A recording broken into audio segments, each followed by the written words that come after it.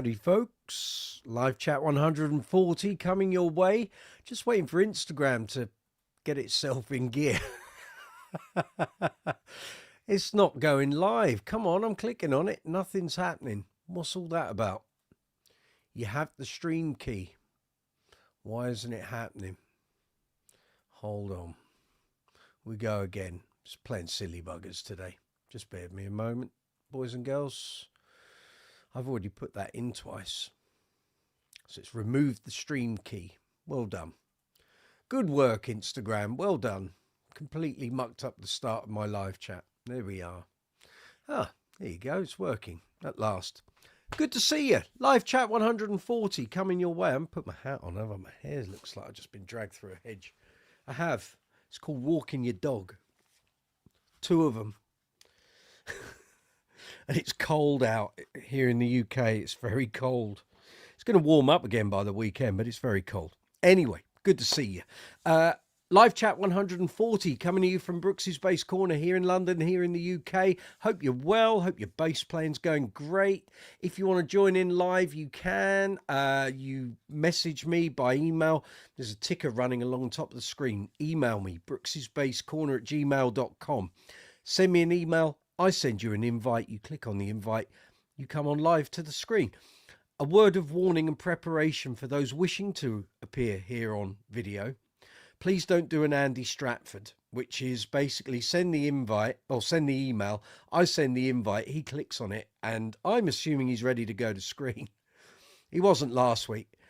All sorts of cables and paraphernalia being plugged in and out and buttons being put. It was all a bit of a shambles. So don't do an Andy, okay? So if you're going to come on live on screen, have your tech ready before I bring, or at least tell me. I'm going to be plugging a few things in. I'll give you the thumbs up when I'm ready to appear on screen. That works a lot better for me. So, good to see you. Gareth, good to see you. Vissel, good to see you too. Westfort, I've sent you an invite. It should be in your email. Bill Derbyshire, good to see you too. Folks, it's cold. It's halfway through November. We're getting near Christmas time, aren't we? We've been kind of blessed here in the UK for most of this year. We've had it warm and it's been quite fabulous. Normally we don't get warm summer temperatures till June. And I can remember doing a gig last year in June. Which was like the end of the first week. And I remember doing a sound check with Uncle Funk on an outdoor festival. And at 12:30 in the afternoon, it was freezing. It was bitterly cold. So normally we don't get such warm temperatures here. And it's kind of lasted all the way through. It's only in the past 2 or 3 days that it started to kind of get cold here. We've been blessed with 15-degree temperatures through most of the autumn, which has been quite lovely. And at the weekend I was gigging down in Poole in Dorset on the coast, and then Saturday I was in Amesbury, just north of Salisbury near Stonehenge, and it was 15 degrees. There were people walking about in shorts and vest tops and all that sort of caper. So we've been fairly lucky. But past 2 days dog walking, winter coats, scarves, hats. No need for gloves yet. That's going a little far, but we'll see how we go. But time to wrap up warm, folks, if you're here in the UK. They say by the weekend it's going to get warm again. We're going to be back up around sort of 10, 11, 12. Wait and see if that's the case. It might not be. Anyway, you're here for bass guitars, not me chuntering on about the weather. So if you want to talk basses, bass amps, bass effects, strings, accessories, maintenance gear, cases, gig bags, great bass players, albums with great bass playing on. If you're looking for help and advice regarding any of those areas, you're in the right place. You're amongst friends. So feel free to post your questions and comments if we can help. That's what we're here for. If we don't know the answers, we open it up to the floor and find people that frequent the live chats. Usually have a solution to most things. Gareth, I know we already touched on this, but what were Gibson thinking with the price of the Epiphone mic Dirnt? Couldn't agree more. Anderton's here in the UK. Love Anderton's. Anderton's people, good to see you. 1,300 quid for an Epiphone signature model. As I said to you, Gaz, in 2005, when I first joined a Green Day tribute, the Mike Dirnt Signature Precision, which were made in Mexico, were only about 450 quid. So something's happened in that intervening 20 years. But yeah, that's a bit steep for an Epiphone, frankly. Clearly trading on the name, thinking fans will pay 1,300 quid. I'm not sure they will. I know Fender were charging around $1,000 for the road-worn Dirnt, and that was a couple of years ago, so maybe they're going on that. I don't know. I think gear prices are just going through the roof at the moment. It's a bit mental, to be brutally honest. And I don't know where people have got all this money. I get surprised when people have, you know, here in the UK, I don't know what you're saying, mate, so you need to put that, Nando ND, you need to put that in Google Translate, translate it into English, and then post it again, okay? Otherwise, I can't see what that says. I'll do it for you. If it's rude, I'll just block you. So it's whether you want me to do that. Right, let's see if I go into there. Sorry, I'll do it on your behalf. How about that? And we'll see what you've got to say for yourself. I don't know what that says, but let's have a little... This is a little game. Hey, we can have games with people that want to post... stuff in that isn't in English, so we'll stick that in. Don't know, we'll see what it's detecting there. Right, copy that.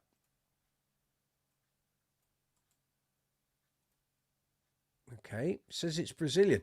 You're asking if I want a PLT donation as a gift, man. Do I want it?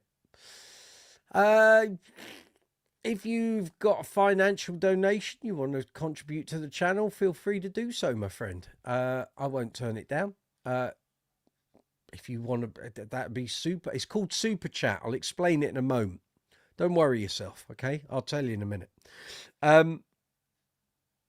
But yeah, I'm not sure where the where Epiphone are getting off on that Dirnt price. That's a little bit steep, I would say, in my many years of playing for a signature model. And okay, look, Mike Dirnt used to use Gibson grabbers and rippers and all of that sort of thing. I'm not sure where the demand... I know he's gone back to using these, and clearly he's using the Epiphone or the Gibson version live, but I don't think he'll get a better sound than he got out of the signature Precisions. They're great, especially with that pickup. Mine is... where are you in the rack? You're over there. It's got flat wounds on these days at the moment, just to tame that pickup down a bit, and also because I didn't have a Precision with flats on. There we go. So yes, Brooks Space Corner live chat 140. So if you're new to the live chat, come on in. This is the video window directly below. If you're on the mobile app, you'll find the live chat window. If you're on the desktop version, it's that way. So you'll see all the messages flying up from all corners of the globe. A positive cornucopia of countries and contributors, you know. So at the bottom of that live chat window, you'll see a rectangle which says chat or comment. Put your insertion point or cursor in there. Type away what your question and comment is. Press send. It appears here in the window. We deal with it. Next to that, you see the emoji icon. Feel free to give that an absolute pummeling. Next to that, you're going to see a love heart in a rectangle. That's called Super Chat. Allows you to make a financial contribution to the channel should you wish to do so. You don't have to. The video's free. The channel's free to watch. That might be changing a little sooner than expected when we get into New Year. Regarding memberships, I'll deal with that another week because I haven't quite worked out the tiers of what we're going to offer and what have you on that front. But if you want to help keep the channel going, everything you see here on the channel that gets reviewed, demoed, everything on the workbenches, everything that brings the live chat to you fine people out in YouTube land. Where's the camera there? Comes out of my pocket. I fund all of this. So if you wish to help the channel, super chat contributions very much appreciated. Underneath the video, you'll see a row of icons. There's a thumbs up and a thumbs down. Please give the video a thumbs up. I can't keep saying it enough. It doesn't cost you folks anything. It's free to do it. All it is a tap on your mouse or a tap on your phone screen or your tablet screen. That's it. It doesn't cost anything, but it helps to project the video within the YouTube algorithm, pushes the channel forward, gets all the analytics going. And I can't tell you how important one of those is. Okay, it's like gold dust. So please give the video a thumbs up. If you're not going to give it a thumbs up and you think, oh, I don't like this, or I don't like the channel or whatever, leave a message in the comment section. Can't make the videos better if you don't tell me what the problem is. Gareth Harrison, how were the gigs this weekend? I'll tell you in a second. How did I get on with the LB100? I'll tell you in a second. Electric Lion, going to make some hot chocolate and get your wool socks on. Quite right, sir. Send some over. I'll have, not the socks, I'll have the hot chocolate. That'd be great. So we've got thumbs up and thumbs down. Next to that, you're going to find the share arrow, so you can share this video out to social media, email and websites. Then you've got the save features and what have you. Then you've got a love heart with a dollar symbol in. That's called Super Thanks, exactly the same as Super Chat. Super Thanks exists on every single video here on the channel. So if you're watching any of the videos, or you decide to sort of go down a rabbit hole and binge watch a load of content from Brooks's Bass Corner, the Super Thanks facilities there. You might watch 10 videos and 5 of them offer you hints and tips and advice that you find really useful. You can do one payment if you wish, or you could do a bit per video if you wish to do so, but the videos are free to watch. That's the way it all works. If you then go underneath the icons, you're into the description box in there. From midday tomorrow, you'll find timestamps which allow you to jump through the live chat if you're watching this after the event, and you can see all the different topics that we've talked about. You can jump through quickly, so if there's some stuff there that doesn't interest you, you can just whiz by it and go into the other sections. After that, you'll find Brooks's Bass Corner merch links. So caps, t-shirts, hoodies, mouse mats, water bottles, glasses, mugs. 170 items across 15 different designs. Check it out. You missed the discounts. Discounts ran until Sunday, but I think, where did I put that post-it? Bear with me. I think there are more discounts starting either tomorrow or Thursday, and I think that's 20% off worldwide. So if you're looking for some Brooks's Bass Corner merch, that's the place to do it. After that, in the description box, you'll find affiliate links for the Bass Centre here in the UK, Top Cashback, vidIQ and StreamYard. After that, you're going to find bass affiliate links for Amazon and Thomann. The Andertons link, hopefully, fingers crossed, will be back up and running very, very shortly. Bobby, hello. Don't know which Bobby that is. I know a lot of Bobbies. Electric Lion, but my aunt made the socks. Good for your aunt. I might send a pair or two anyway. You feel free to do that. Yes, you'll find the... So if you want the affiliate links, there's Amazon and Thomann there. The Andertons one will be back hopefully in time for Black Friday, but we just don't know. They're trialing some new affiliate platform software. Once it gets sorted and we get indication that everything's good, the Andertons links will be back in the videos. Then after that, in the description box, we've got the social media links. You find us on Facebook, Instagram, BeReal, Reddit, Quora, Discord and TikTok. There we go. So yeah, it's all go. So how did the gigs go? Well, I'll tell you, shall I? Is that a request for... It is, Bill. It is. Hold on, Bill. I'll send you an invite. Hold on. Hold the bus, sir. There we go. There you go. That's off to you. So how did the gigs go? Gigs went very well. Friday was a little stressful and fraught because I had some cabinets here from a company called LF Systems that I'd picked up at the Southeast Bass Chat Bass Bash. Try saying that. Oh. And I'd had them through the week, was testing them, demoing them, had to film them. And just the amount of stuff I was trying to get through last week and prep for gigs, and I just got a million and one things all going on at once. I ended up filming them on the morning before I went out on my gigs. So I was going to be away for 2 days. So I literally opened the door, having dealt with a load of builders, because we're going to be having some building work done here next year. And it absolutely poured down. And I'm trying to load all my gear in the car and get everything ready. And I dropped the cabs back to Steve at LF Systems. And it was just trying to get everything organised was a nightmare. Got on the M25, everything was moving, cool. Get on the M3, everything ground to a halt for about 3/4 of an hour. So I was late getting to my gig, handing the cabs back. Traffic was abysmal. Get to the gig was fine. Gig was great, actually, down at Pool Yacht Club. They booked the Queen tribute. We had a blast. Got to work with my favourite drummer, Martin Johnson. And yeah, we had a good night. Stayed in a hotel. Some of you might have seen the live chat from there.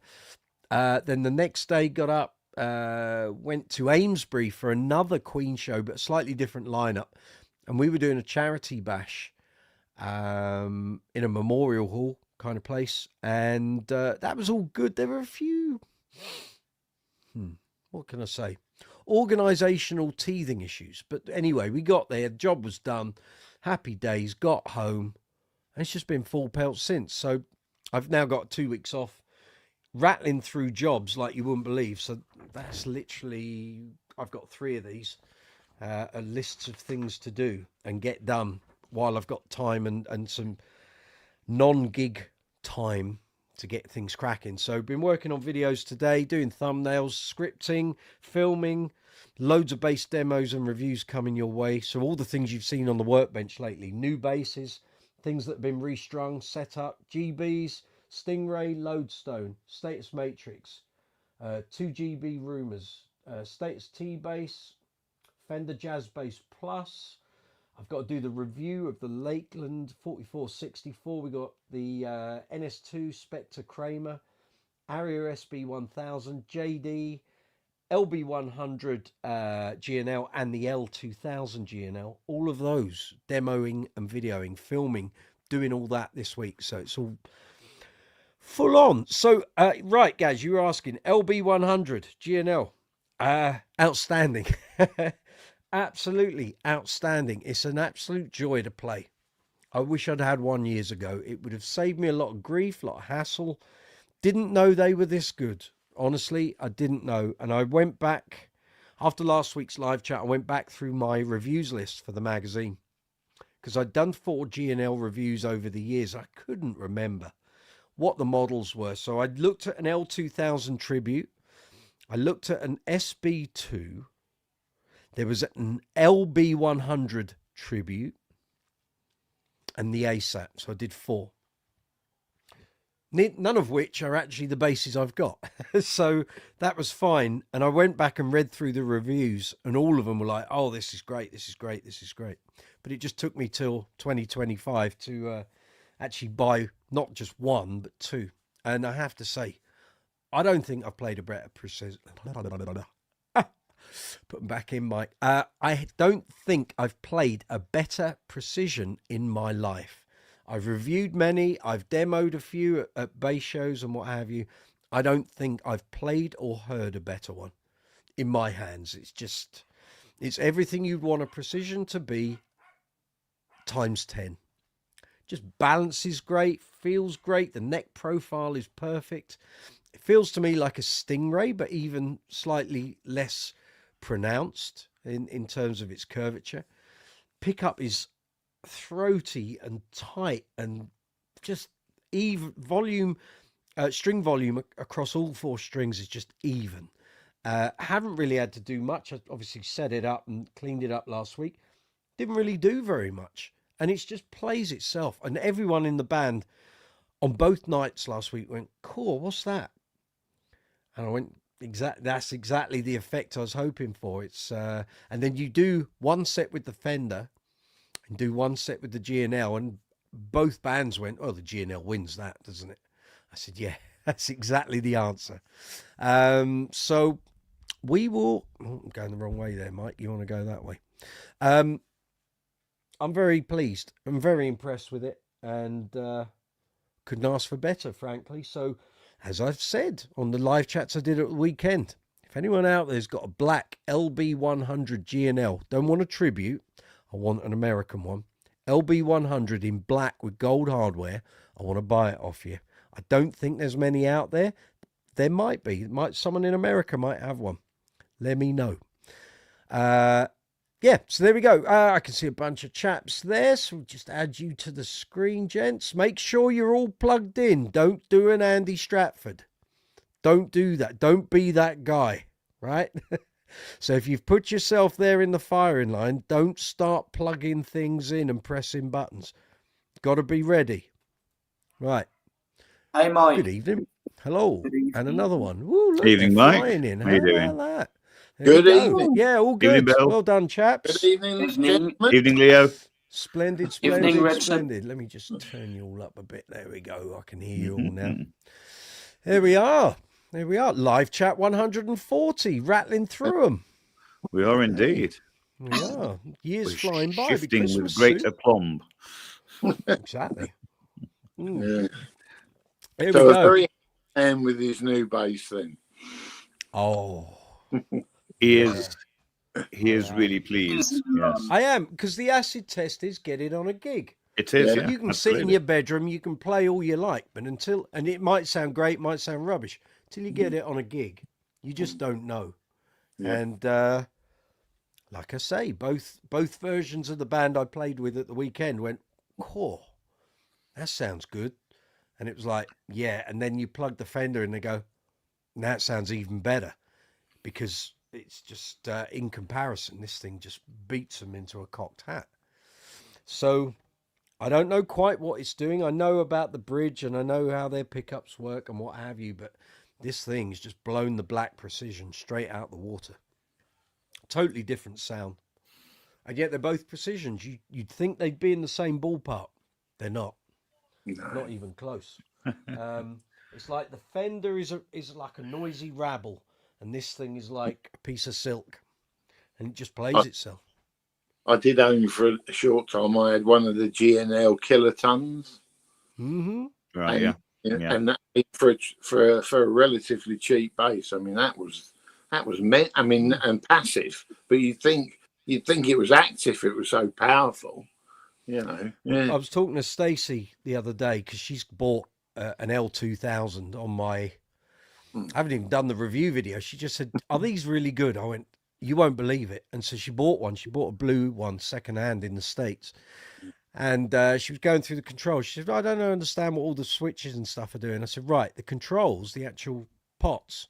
I said, "You got volume, bass, and treble." She said, "Well, where's the passive tone?" I said, "There isn't one.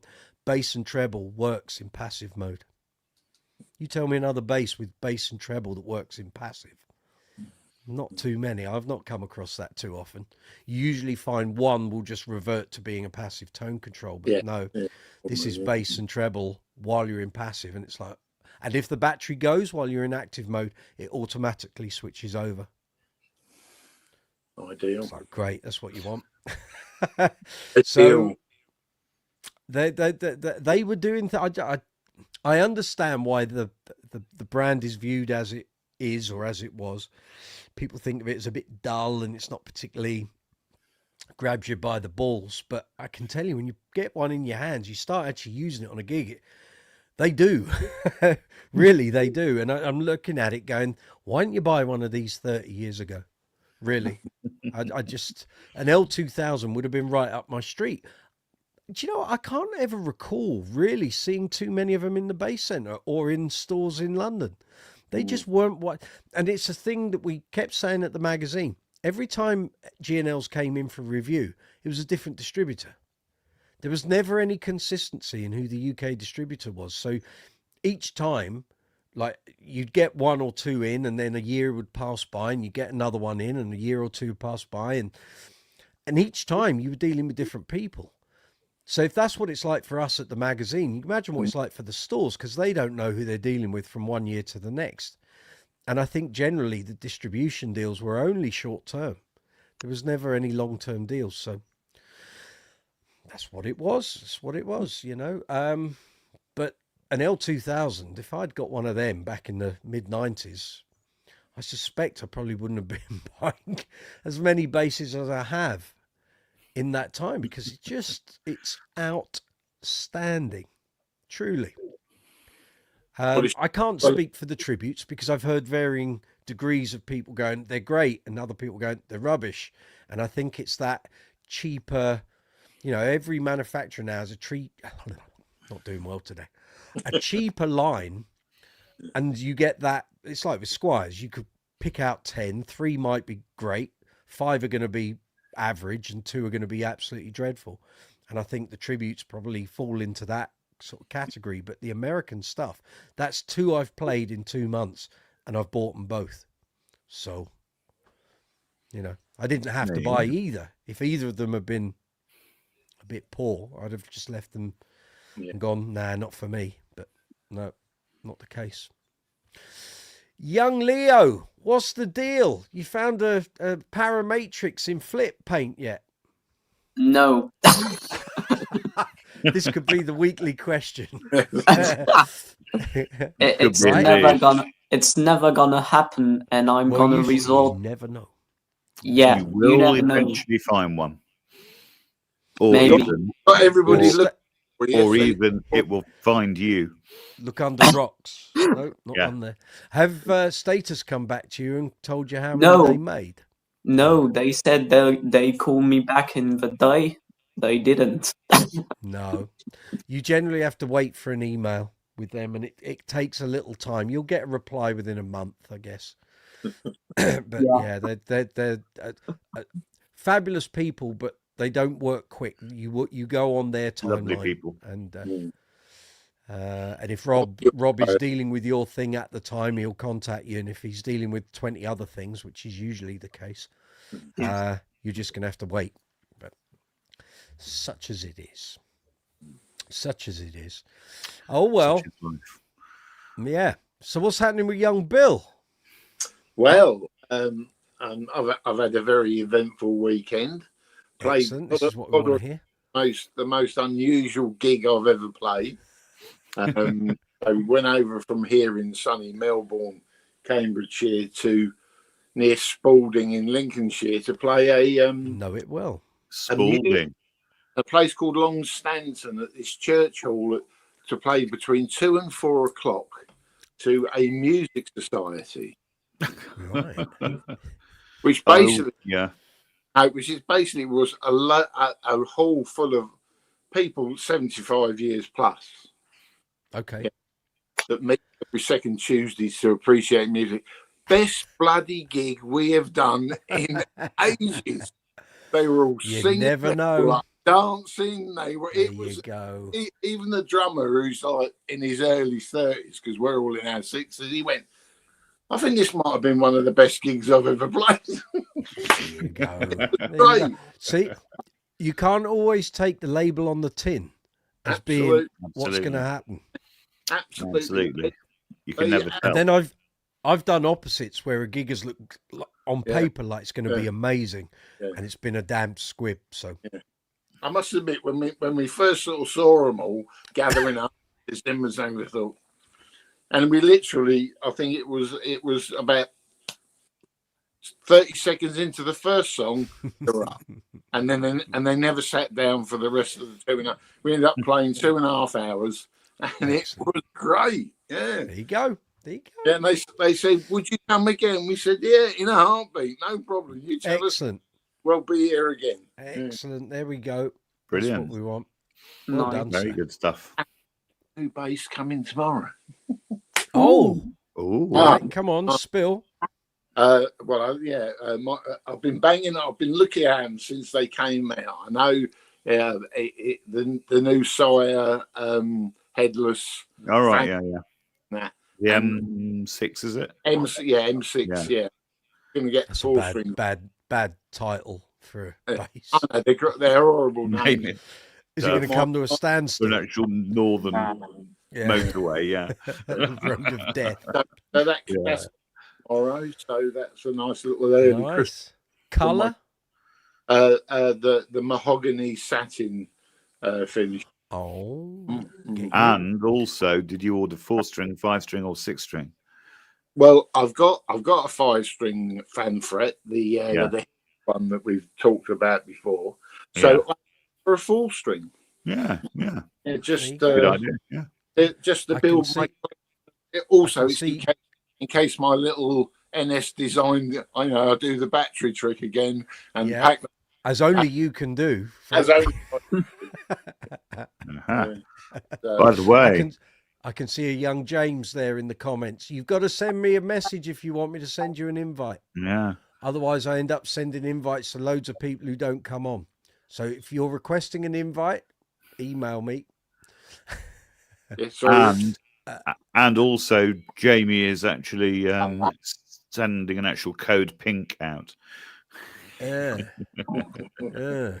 a little worrying. Beat after beat, good to see you. How are you doing? Thank you for those Evening, messages Beat. over the weekend. Good stuff.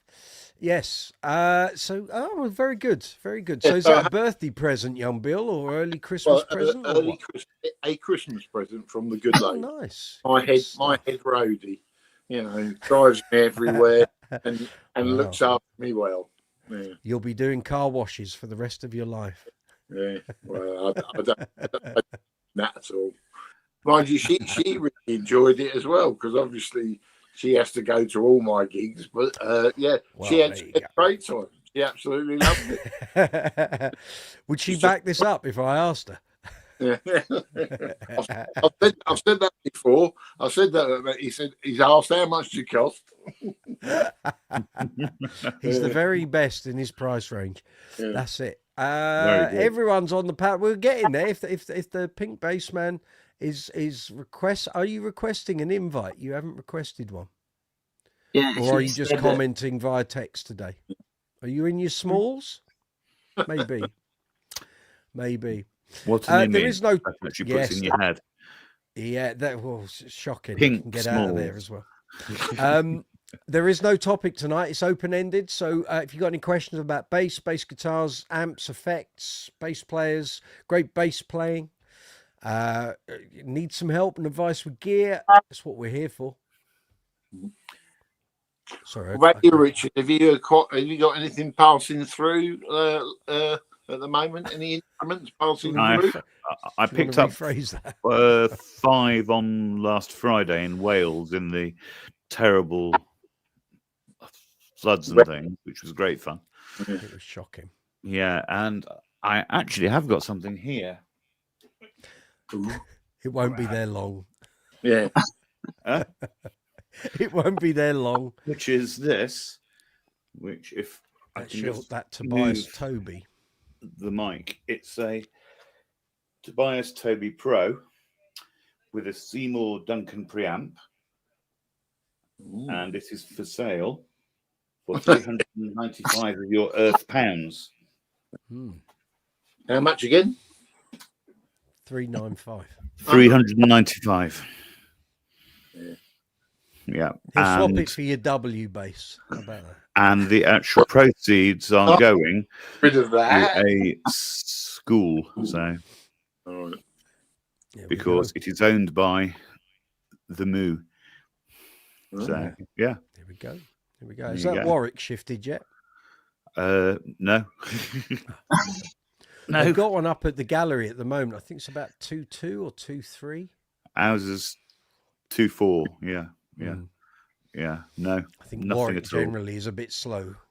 It is at the present, because at the moment Tony's got about 4 Warwicks or 5. Yeah, ranging between about £900 and £1,800. So, well, I played my Warwick on Sunday for the whole of 2.5 hours, and it sounded awesome. Very the W? Good. Yeah. Not the W, no. Me CV streamer. Oh yes. Oh yeah. Very nice. Yeah. Played like a dream, and then I got it home and got my new other little thing out that you recommended and gave it a nice fret. The shield. Yes, fret shield. Yeah. Fret guard. Yes, the music. Yes, I've been doing a bit of EU and going around them all, cleaning them up. So that's it. Great. Give them look after the fingerboards, and they won't dry up and fall to bits. General consensus. Good piece of kit, isn't it? For 70 quid. It makes it, as you say, just makes it all so much easier. It's such a time saver. Yeah, absolutely. You think all those hours wasted taping up fingerboards, it put you off doing it. Now, you probably understood why. For me, it's like, right, this is such a quick job now. You can do 2 or 3 basses in a couple of hours, and it's just job done. Yeah, I'm get the old. very tempted to get the 35-inch one as well. Yeah. Mm. It all comes up lovely. The only one that was a bit odd was my what one? It was my status GP vintage one. All right, yeah. Those frets just seem to be a little bit chunky. They seem, Okay. I mean, they're true, but they just seem to be a little bit, just fractionally larger than the others that I've Okay, cleaned. you might want to go to the grip guards then, the ones with the handles. Yeah, I've got those. Oh, okay. So there's Yeah. 3 sizes in there. There's one in Yeah. there that I think is meant to be for jumbo frets. Have you tried that? I haven't on that, but I Okay. will do. I will do. That should be fine because Yeah. that one I find usually on status necks there's quite a bit of leftover either side. Yeah. But I mean, it came out, and then obviously, and then I did the the spray for the fingerboard with the WD-40, and so that came up lovely. So yeah, there we go. There we go. See, all about trying to save you a few hours here and there, you know. Absolutely good. Save you having to do the tape thing. It's just Well, used to drive me spare. that takes forever. That does. When you get up the high end and it's like there's not a lot of fretboard left, and you've got to really cut the tape, and it's like, oh dear, it gets all wrapped around your fingers, and you just lose your rag. So you end up not doing a good job anyway. There we go. Lovely stuff. Very relaxing to do. No, it's done, isn't it? Because you know your fingerboards are all conditioned and they're not going to crack and splinter. Especially as we go into winter and all the timber dries out anyway, because you've got the heating raging. I mean, you mentioned it before, but what's your recommendation for maple fingerboards? I use that maple butter, DSI Labs. They've got it at Base Direct. Yeah. It's about £9. I seem to. I thought it was in the back of my mind, so I've seen that. I'll order that up for when I go Right. onto So if it's a gloss neck, if it's a maple neck with gloss, you don't need it because the wood is protected by the gloss. So really, just the simple green and some Dunlop spray is all you need for that. It's for when you've got maple with either a satin or a matte finish. Yeah. So what it'll do is it'll take the grease and the muck from the fingers off of that, so it should bring it back up, which is what I was finding with the maple butter. It did that with the JD pickups and the GB Spitfire sort of matte satin neck. And as you clean it, you think, well, is this actually doing anything? Because you don't necessarily see what it's doing. When you turn the cloth over, you see it all there. That's where it all is. So but the maple, unless it's an old maple neck, and to be honest, then the gunk is caked in anyway. You won't see that much difference. The only thing I did see with the GB was it made the side of the fingerboard, it sort of lightened up. I was like, hold on, that's not the same color anymore. But it took all the muck out. But to be honest, I don't play that very often. It sits there, and I think the board was just starting to sort of dry out a bit. So it's all good. It's all good. Jamie, you need to send me an email. Send me an email, man, and I'll send you the invite. Link. There is no link. You have to send me the email so I can send you the invite. Come on. You know the drill. Come on, boy. Get with it. Bobby, is there a 35-inch fret guard? Yes, there is. It's called the B35 by Music Nomad. The 34 is, funnily enough, called the B34. So, yes, there is. And it should work great. It's not in my email. I'm looking at it. There's nothing there, man. I will send him the link. Yeah, it should be the same one. Yeah, just looking for his. Oh, here it goes. It's gone in address. The spam, hasn't it? Spammy pink. That's it. Frilly pink. There we go. Which obviously was the record label that Bad News were There he is. signed to. Pink spam. How about that? Now there's a thing. Yeah. So, Brooks's Bass Corner, it's live chat 140, coming to you from London town here in the UK. If you've got any questions about basses, bass guitars, bass amps, effects, strings, cleaning materials, cases, gig bags, great bass playing on great bass albums, fire away. And if you need some help or advice with any of this, ask and we will do our best to help. Absolutely. Here we are. So Level 42 did the last night of their tour last night. Apparently it went very well. They were on Very fire, nice. Allegedly. Here he is. Here he comes. Look at that. Good Full evening, cast. Evening, Jamie. We get, Hello, get lads. Zoom. Hello. How you Yeah, doing? we get a few more people. It'll be like bingo here. We'll start Ça doing va, mon bass fils? bingo. Ah, ça va très bien. Ah, d'accord. That's easy for you to say. That's right. We are bringing French to your live chat a little bit. Mm. À 15 ans. À 15 ans. Yes. Why not? It's a good thing as well. À bientôt. Pomme de terre, Rodney. Ah, To Le Monde. Les pommes frites. That's Les- it. Ferme la douche. That's right. Yep. All of Non, that. mais la bouche. Yes. Le Rouge Fromage. Oh, we- ah, Monge 2. Monge 2. la Tour Eiffel. What was it? How far you want to go with this? Du Bonnet. Du Bonnet, Rodney. Very No, good. merci. Anyway, so you went to Mexico, did you? And you lived to tell the tale. You haven't seen Narcos Mexico then? I did. I wasn't laid out like this after the fact. No. Mm. Nope. No narcos. No. We had a few federales, but we just passed right on by. Very good. No big Very deal. good. Yep. Yeah. What was that for? That was for a request of the country rock guy that I've played for now for almost 10 years. He was asked to bring the band down for a bike rally. So it was a nice, large-size motorbike rally. Nice big Very pair of nice. leather chaps on, did you? Well, it depends. You know. Chaps with no bum. Woo! Okay. Well, pink bum. Well, Yeah. you know, I'm suddenly thinking about, what was it? The Pink secret chaps. How policeman- about, secret policeman can on you their ball. imagine? Yes.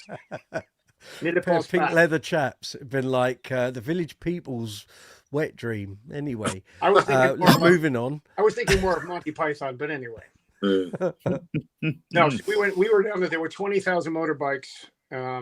They had it was bike week in Mexico. Okay. So they had that, and they had bare knuckle boxing. Excellent. And you got involved, did you? Yeah, I sat on the sideline and going, "Come on, man, come on!" Yeah, so you know, just hit your knuckles if you're going to play. So, and then of course, you know, they had a bikini contest and whatnot and all that. So wet t-shirt. no, they didn't go that far. Superb. It was a little more. It was a little more upper than wet t-shirt and all that mess. Yep. But they treated us like rock royalty. They put us up in a 5-star resort in the penthouse. We Very nice. had all kinds of lovely views, walk on the beach and all that stuff. Excellent. Super. And the gig was fun. That's what we Excellent. like. You get that, and I get 75-year-olds for Yeah. all on the front. In an actual village hall, yeah, that's right. Well, you know, In actual World of rock and fact, roll. a biker rally was in actual fact the largest I've of course done. That was in Wales, and it was in a giant actual hangar, Mhm. and it had 14,000 of them in there. It was absolutely crammed. Yeah, yeah. There you go. this was on the beach. So actually, I learned a few things because the sand on the beach in Mexico is different than on the sand, say in Florida on the east. Yeah. Coast. Sand in Florida is nice and smooth, white sand. Yeah, Stuff in Mexico is very coarse. It's almost like walking on sandpaper in bare feet. yeah, yeah. We still had a good time. Oh, Glassy sort of thing. Yeah. Yeah, pretty much. Very good. Yep. So I splendid, splendid. flew the Nice. it was good. All good fun. Super stuff. Beat after beat says, do you play any Mexican prisons? Only if I'm driving a purple Challenger. Instantaneously, very good, by the way. Purple Challenger, very good. Mm. Duntish. Got that one straight away. Yes. Very good. Right. Yes. Yeah. Can you instantly name the tune he would actually play? Do you really want to hurt me? Pass the soap, would you please? Okay. Little Boy George for the win. That's it. Yes. That's what One they indeed all say. hopes not. Yeah. There, yes. Very good. Very good. Bass Tales. What's going on?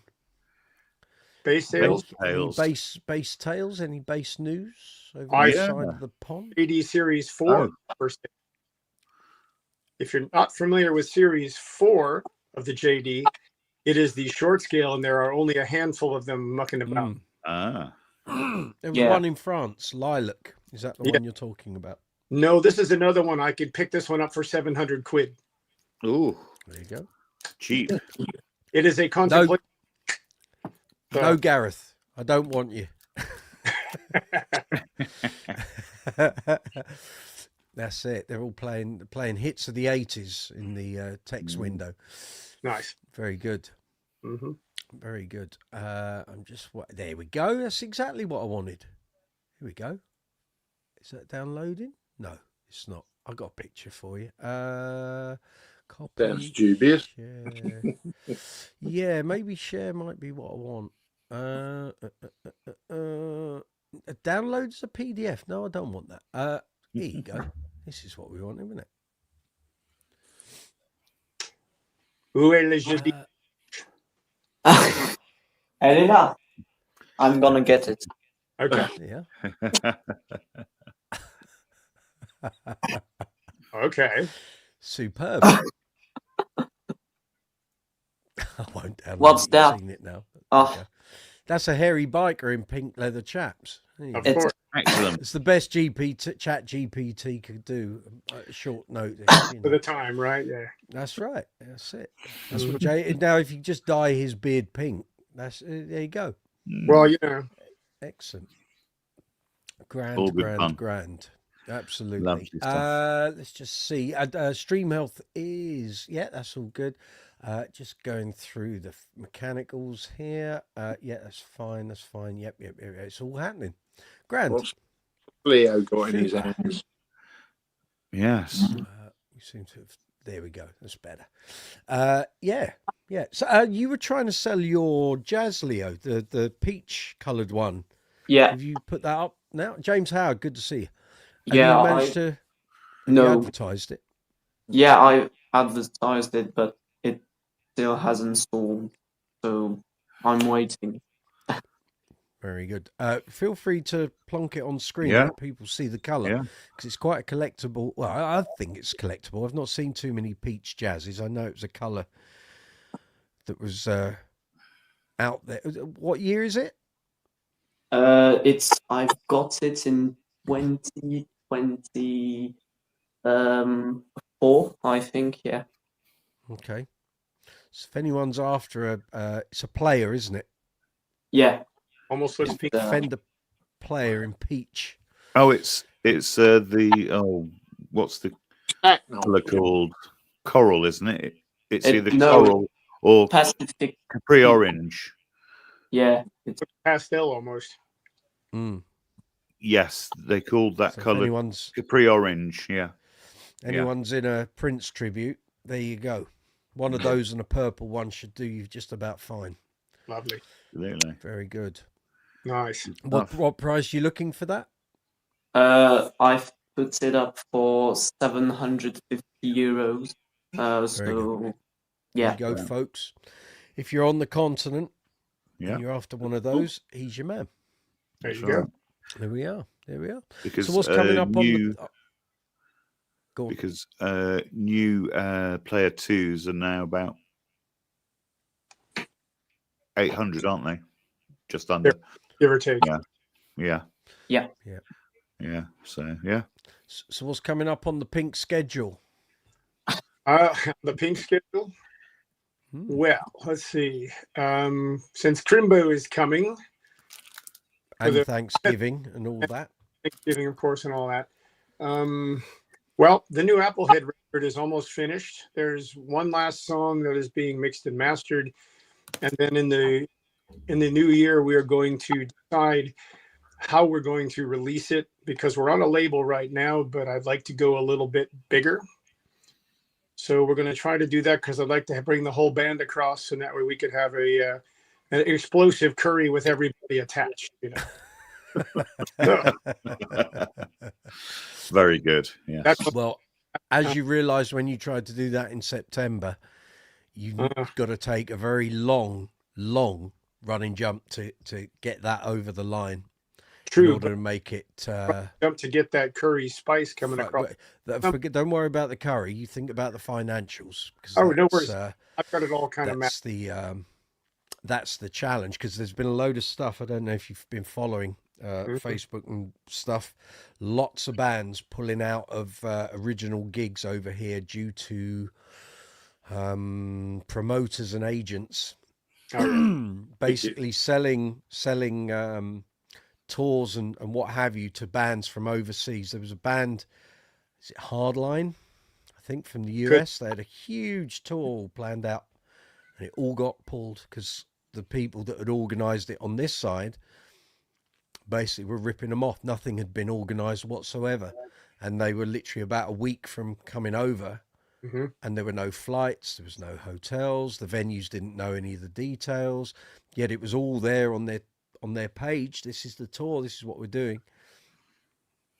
They just said, we can't come over, we can't guarantee that the shows will even go ahead, but they're waiting for us to pay for the flights, and it's like a week to go. You're paying premium on the on the ticket. It's a right old mess. So yes, you need to make sure you do your due. Don't worry about the curry's by the by.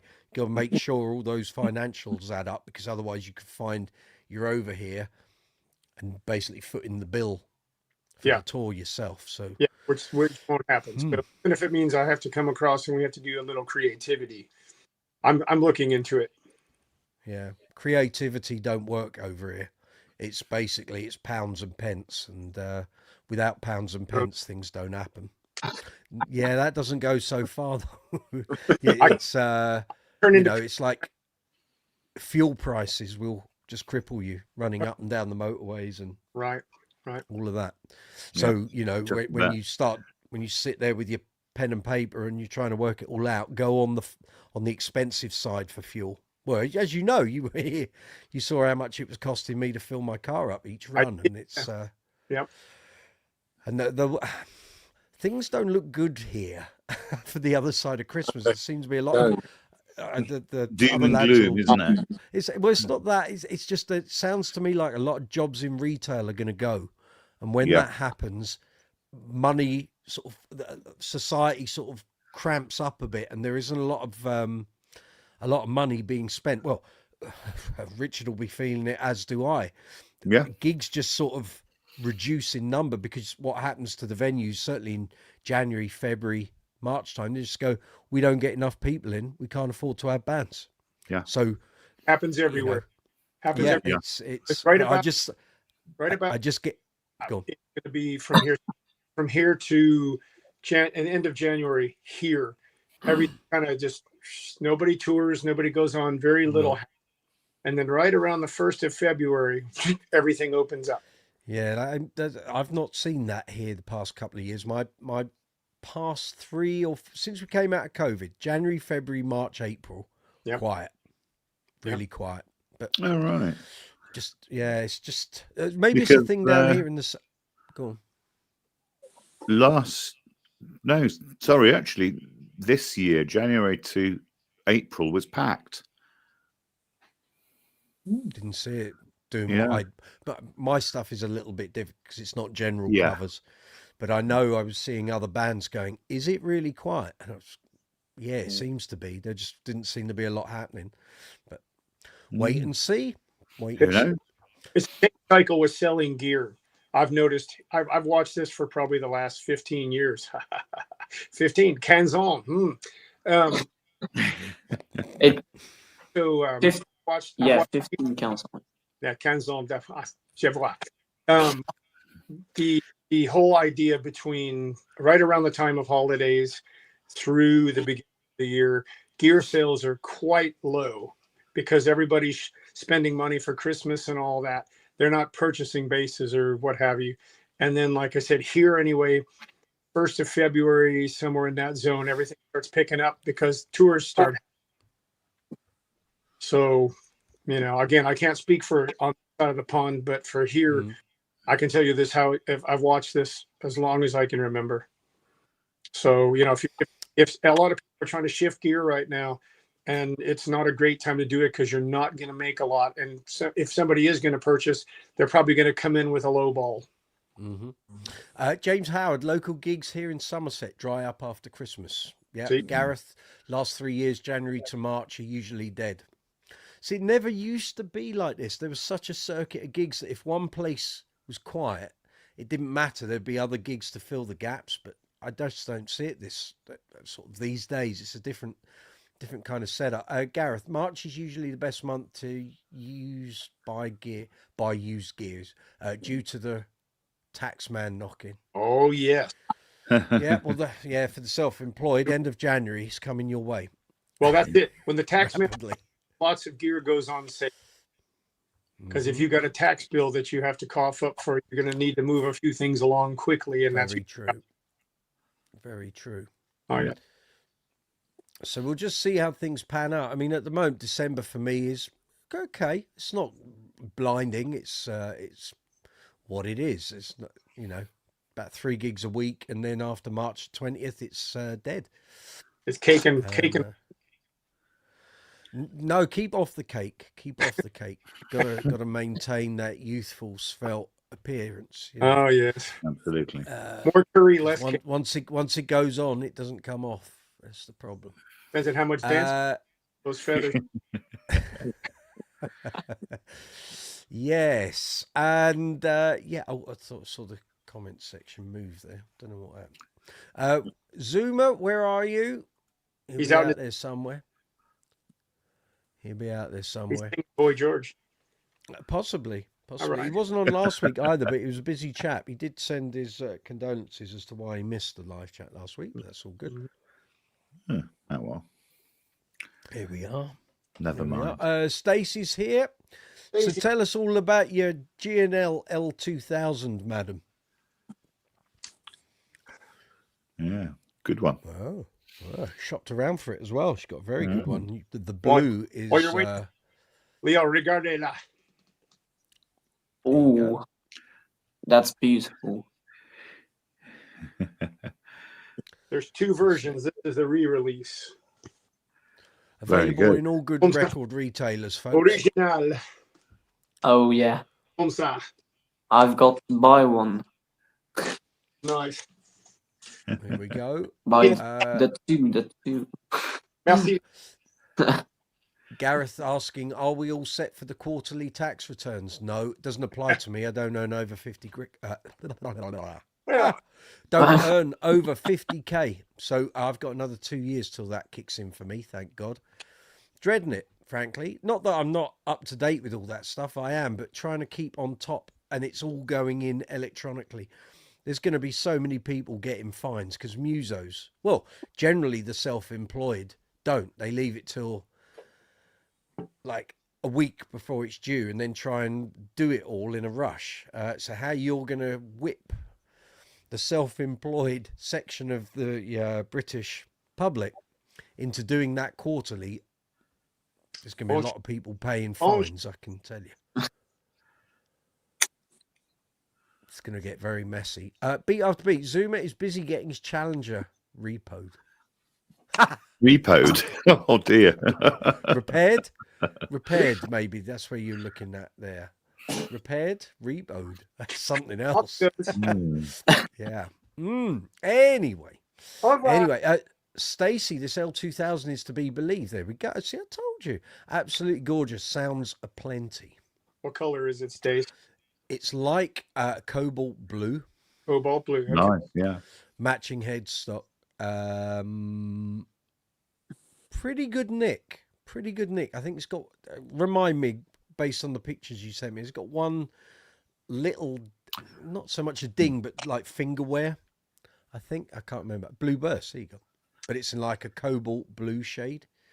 It just looked great. Really good. Nice. Really, really good. I can't remember the year. What was, did we say mid to late 90s? I think.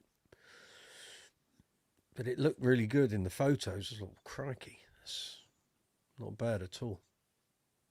I had one a long time ago. It weighed a metric ton. See, the one I've got doesn't. Really does. I'm wondering, like, what sort of wood have they used on the core? But it's just a piece of alder. The one that I had was original mahogany. Right. Ah, well, there you go. Probably Gonna be with a nice heavy. Cocobolo sandwich in the middle, just to No, give it a actually- bit of Absolutely, extra that's anchoring. right. Yeah. It was straight mahogany. Had the old headstock without the little point. Ah, well, they brought that back in recent years, so you didn't get the pointy head. You Yeah. got the regular thing. Yeah. Stacey, it's a mid-era BBE. Oh, somewhere around 2011. Gotcha. Oh, right, gotcha, okay. gotcha. Yeah, Nice. we were talking about a load of these, and she was looking at different ones. That's why I got confused with mid-90s. Yeah, very nice. Stacy needs a. No. No. She's got an area. She doesn't need, they're always already sinking through the floor. This one's a fair heft. Yeah, okay. It's Yeah. hefty. Yeah. I think I've got lucky. Mine ain't that heavy. It kind of caught me out when I picked it up when I went to buy it. I was like, oh, I was expecting it to be more substantial, but the fact it's not, great. Works for me. The hairdresser. Easier on the back. Easier. Definitely. Yeah. In actual fact, so- talking of weighty things, Mhm. my King Bass Mark II has actually gone. Somebody Really? bought So, it, yes. Nice. and Yeah. of course, we actually weighed it. It was about 1 or 2 ounces short of 12 pounds. Mhm. Boat anchor. Blimey. Just a bit. Yeah, It's a cruise ship. yeah, Yeah, it's the ship, not the anchor. yeah. That's right. Uh-huh. Deary me. Yes. Have you been wedged up? No, they have a period of approval Ah, first, so it will come about the 28th or 29th, got it. and then I'll be shopping. Oh, here's a surprise. Huh? There's a surprise. Yeah. Although I did speak to the guy. Did anyone see the blue chrome face topped S2 on eBay? Mm-mm. No. It's an S2 from 2021. Is it It's still got there? white LEDs. Yeah. Ah, yes. I think it came along. It was in the emails that I Yes. get every day. It's actually blue, but it's got the actual chrome sort of top. Did you buy it? No, not showing because it's here. Not yet. £4,000. It's crazy money. Yeah. It's not showing here, so maybe it's gone. So is the S2000 the one with the jazz pickups? Is that right? No, it's an S2 S2? 'Cause there's classic. still over here that's all black. The S2000 always had the soap bars. Okay, because the one I saw, I don't know, I didn't catch the numbering scheme that he put on it, but a guy in Carolina, probably All right, yeah. he actually has a status S2 2000 something. It's all black with jazz pickups. That's odd. It, Because jazz pickup sort of casings have only been used on the T bases, on the King Bass Mark II, the GPs like Bills, and the. I've got it here, Rich. It's S2 Classic, like blue weave, Yeah. 4,086. Yes. I don't Too think much. you're going to get that. It is too much. The whole Yeah. status inflation thing has come down. Yes. That's right. Things that are over 4 tend not to sell at the moment. Absolutely. Let's see, where is he? Huntingdon, okay, up near Cambridge. Yeah, that's right, I yeah. don't know who it is. Monster 45. Yeah. Let's have a look in here. It's all Hey, right. mate. I wouldn't pay you. Oh, you'll be off down there then, Bill. I wouldn't pay $4,000 for that. No. Same here. Not a hope. Well, you might do if there's a sudden surge on statuses, but there isn't at the moment, No. that I can tell. No, And I not at all. did see that Bass Brothers have 2 Stanley Clark Alembics in, and the prices have come down. Really? 6.2. All right. Yeah, not up near 6.5 or 7 like they were a couple of months back, down to 6.2. Although that could be because of whatever the price the guy sold it to them, or if they're on a commission sale, what he wanted, which could be the case. He might have bought them 10, 15 years ago, maybe even more. And to him, 6.2 is doubling his money. Possibly, yeah. But 6.2 is definitely off cheap, of the peak that there has been over the past year or so. Did you see that JJ bought the Blue Jean bass? I did. My head's been in videos for so Nick's mate Pete decided to shift the Blue Jean bass, and JJ bass has it. Okay. So he's up to 4. Bless him. Very good. Okay. Yep. Hope he gets to play them all. That'd be nice. Yeah. Gareth, mate of yours plays a PVT 60, and that is a boat anchor. Yes, they are. Yes, a PVT 60, T40, and a T20. You want to anchor the Titanic? One of those will just do the job. Mr. Lover, have heard all. Hey, good to see you. That's a hell of a week. Well, a hell of an opening gambit, but it is nice to be heard. Well, indeed. Yeah. Crazy times. I don't know. It's 9 minutes. People we get 7 here. minutes past 9. So, well, you never know who's going to appear. And yes, it is 7 minutes past 9. It's live chat 140 here on Brooks's Bass Corner, coming to you from London town here in the UK. We're talking bass guitars, bass amps, effects, accessories, cleaning materials. You want bass advice? This is the place to come to. It's regular Tuesday night. Although, once we get past the other side of New Year, we're going to probably be moving to Sunday nights. And there'll be some other things going on, and there's possibly going to be membership tierage as well. And the whole channel, I'm giving it a bit of an overhaul. So we'll see how things change. I'm just sort of putting ideas in place at the moment, and we'll see how it all pans out. But yeah, changing the look, changing the feel, changing the content. So we'll see how it all yeah, as I say, see how it all pans out. We've been doing the live chats the same way for 19 months. Time to shake it up a bit. Yeah. Shake it up a bit for me as well. And looking at the analytics and before I forget, anyone doing YouTube? So you may have seen, or you might not have seen, YouTube's got a new feature called Collaborate. So when you go into the back end of a video and you're going through all the tags and the information description box, and is this altered content by AI and all of that, you'll see a section that says invite a collaborator. It works. It really works. So I went through last night a bunch of the basses here on the channel. I know the makers and what have you, and I invited them to do a collaboration. Started to see a little bit of movement on the videos. It was nice. And so basically, if you collaborate with someone, it works best if you do it when you're creating the video and it gets launched. So basically, the person or company you're collaborating with, you tap into their subscriber base and they get presented with the video, but also the collaborator, their stuff gets shown to your subscriber base. Very good. Nice. Works kind of well. So I contacted Mr. Danny Sapko today and I said, look, I've got a couple of shorts on here that I did from when you were here in town. Oh, nice. Would you mind clicking on that collaborate tab and did it? Oh my God.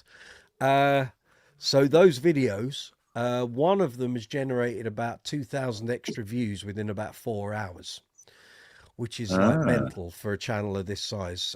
So yeah, if you're out there doing YouTube, definitely look at the collaborate feature. It's not a guaranteed thing. I tried to get the Uncle Funk stuff, going back to all the bass string videos and what have you. Doesn't, or I'm not seeing a lot of pull in that direction at the moment. But some of the bass reviews are starting to tick over. It can take a couple of days for these things to happen. But the thing with Danny, it's just gone. Well, I've gained, I'm looking at it right now, just under 1,500 extra views today on one video. The other ones, well, it's big. It's big for this because it's not, well, it's a little short video. It's nothing, but that video had kind of gone into dormant mode and wasn't doing anything. It's just kicked off again. So that collaborate feature does work. It does do things. I'm interested to see how it will work on a brand new video, because apparently that's where it kind of has more of an impact. Once something publishes, it suddenly goes out to the whole subscriber base. So we'll see. But I had seen that for a couple of weeks and thought, I wonder if that actually does work. And it does. It most certainly does. Okay. Good to know. Yeah, a lot of these things sort of come, YouTube puts them in place. You're never quite sure if they do anything. It's, in the back end of a video, and it's like, well, the whole altered content thing, and what is it? It says, if I go into a video, there's a whole thing on the back end. It says you've got paid promotion, brands, altered content, and then you've got automatic chapters. Well, the general consensus is you turn that off. So you turn off the automatic chapters and key moments, automatic places, automatic concepts. But again, you got a whole channel. I have to go back through and do that for 954 videos. So it takes, there's no automated ability to do that. You got to go in and do it manually. Surprise. There we go. So yeah, there's a little nugget of it. Hey, he wasn't far away, was he? He was just lurking. Lurking. Young Zuma, you're listening in when you can. Okay, you can join later, no problem. Gareth, what's everyone's favourite music-related movie? For me, it has to be The Blues Brothers, being a massive Duck Dumb fan.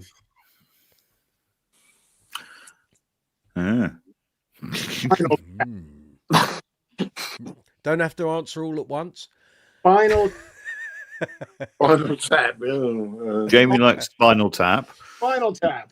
Linked to that, I'll say I like More Bad News. Absolutely hilarious. Now we're talking. Yeah. Although I still think the first one might just beat it for comic effect. Yeah. Although there are some classics, particularly when the drummer's set up his whole kit inside a taxi and he says, "Just drive in, I'm already set up." That was in More Bad News in the as well. second one. Yeah.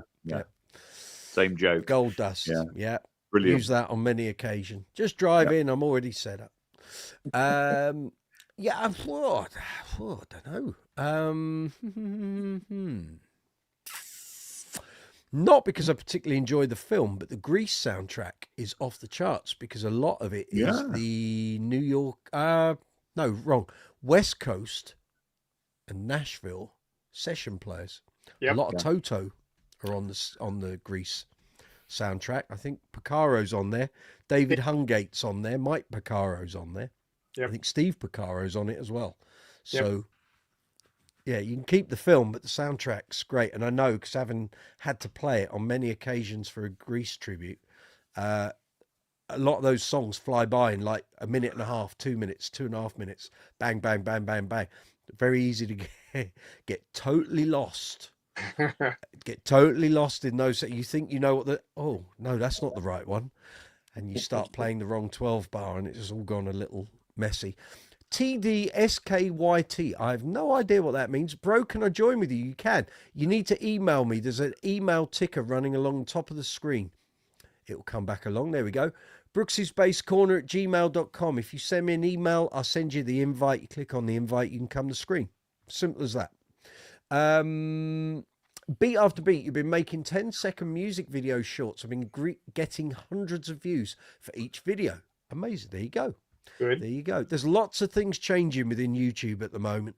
Literally every day there are new deliverables coming through. So keep doing what you're doing with the shorts, and you may well see some major progress over the next 2 months. So, but you do YouTube just as I do, like Jamie does, like Zuma does. You've got to keep looking at your studio panels. So within the studio, there are lots of panels, and YouTube updates loads of them. Keep an eye on that because it tells you the new features as they come out. Oh, yes. And there's so much. It's literally every day there's new stuff at the moment. So you got to stay on top of it. Mr. Lover, can anyone recommend some punchy, growly P-bass pickups? Richard? Punchy, growly P-bass pickups straight away. Lindy Fraylins are really, really good. That's one. And the ones I really like are the I can't remember the name now. It's gone. The Seymour Duncan quarter pounders are good. Teeny bit boomy though. And the one I really like, apart from the Fraylins, the name eludes me. Jamie, help. Relentless. Nope. DeMarcy. Nope. US brand, small. Oh, there's so many. uh, When you say small, that's I quite... can't remember what they're called anyway. Yeah, but yes, yeah, and I will say if you can get one, Fender do one called the Pure Vintage series, and the Pure Vintage 60 or 63 is actually really, really good. Oh, the Fender one. Yeah. Now, if you want punch though, you should try the Relentless because the mid range is heightened. Yeah. That'll punch right through every mix. Yeah. Very good. Electric Lowen, been in an earshot because I got sudden urge to rearrange your apartment. That's all right. That's okay. Why not? Everyone's saying hello. There we go. Yeah. So, TDSKYT. You need to email me and then I can send you an invite. Puck27, Nordstrand. That's another Very one. good. Yeah. There's so many different P pickups, mate. All of us could suggest different ones. You've really got to go and hear an instrument with them in. And us suggesting them is no, it's no alternative for actually going and using your ears to listen, because what one of us might like, you might hate. Very true, yeah. Strings Everyone will make a needs a big different- deal. And also, is it going into a passive bass or an active bass? Yeah. If you're matching with a circuit, you kind of need to hear that instrument with those guts in. Absolutely. The actual brand I was forgetting was Lola. Oh, yes. They are absolutely They're fantastic. Not cheap. They're about £220 a set, Yeah. but they're good, really, really good. So I've got something for you if you like those. Wait a minute. yeah. On the Lawler side of things, they're not common these days, but Lawler does something that very few people do. They do an actual magnetized horseshoe Rickenbacker pickup. All right, yeah. So, Wow. Obviously, I just happen to have one. Now, Yeah, well, purely Rickles- surprising that. Yeah. Mr. Lover, what's your budget? What sort of money are you looking to spend? I've got a couple of P basses with the Geezer Butler EMGs. Oh yes, yeah. I've got it on just an ordinary P and a PJ with Geezer, and they're really good, especially for the price point. Mm-hmm. Yeah. When you started that sentence, Bill, and you went, "I've got I was going to say a lovely bunch of coconuts." Well, not and you may have, for all I know. No, definitely no coconuts here. No coconuts there. Okay. Beat after beat, Arcadia. So Red the Rose just turned 40. I know Zuma's ears will now prick up and he'll be straight on here with a message. You're right, beat after beat. 40 years. I can't. 40. It astounds me. I'm old. Because I was, tell me about it. I was I'm 13 young. years old at school and Yes, Didn't in know actual where life fact, was going to take thinking us. about it, yeah. The Arcadia album came out when I was about 15 or 16. Yeah. Yeah. So yeah. That makes two of All Yeah. 40 We're old, years Jamie. ago. You're just too young, a lot of you. You're just all too. I was 23, 40 And years. I clearly beat after beat, you know, there's a Power Station deluxe box set coming as well. Oh, So, yeah, although people keep saying, when is there going to be an Arcadia one? There might not be. They did that special edition double CD with a DVD about 15 years ago. They might not do anything more. You know what Nick Rhodes is like. He'd sit there on it until he sort of, someone says, oh, this would be a good idea. And then he'll do it. But we'll see. But the Power Station one's due, I think, February. So Scott M, hello. Good to see you. Ollie, good Lord, they're all flying in this evening. Right. Good stuff. Thinking about getting yourself an old Fender Jazz. Leo, unless you mean an old one. Leo's got a coral peach. There. How's that grab you? No, it's actually pink Capri Orange. That is. Is it? with a Yes. hint. Yeah, it's Yeah. they called it orange, but it's like salmon color, so it's nice. Yeah. Yeah. It's Okay. it's And sort this of, is It vintage. is a Fender. Corally but it's a orange, yeah.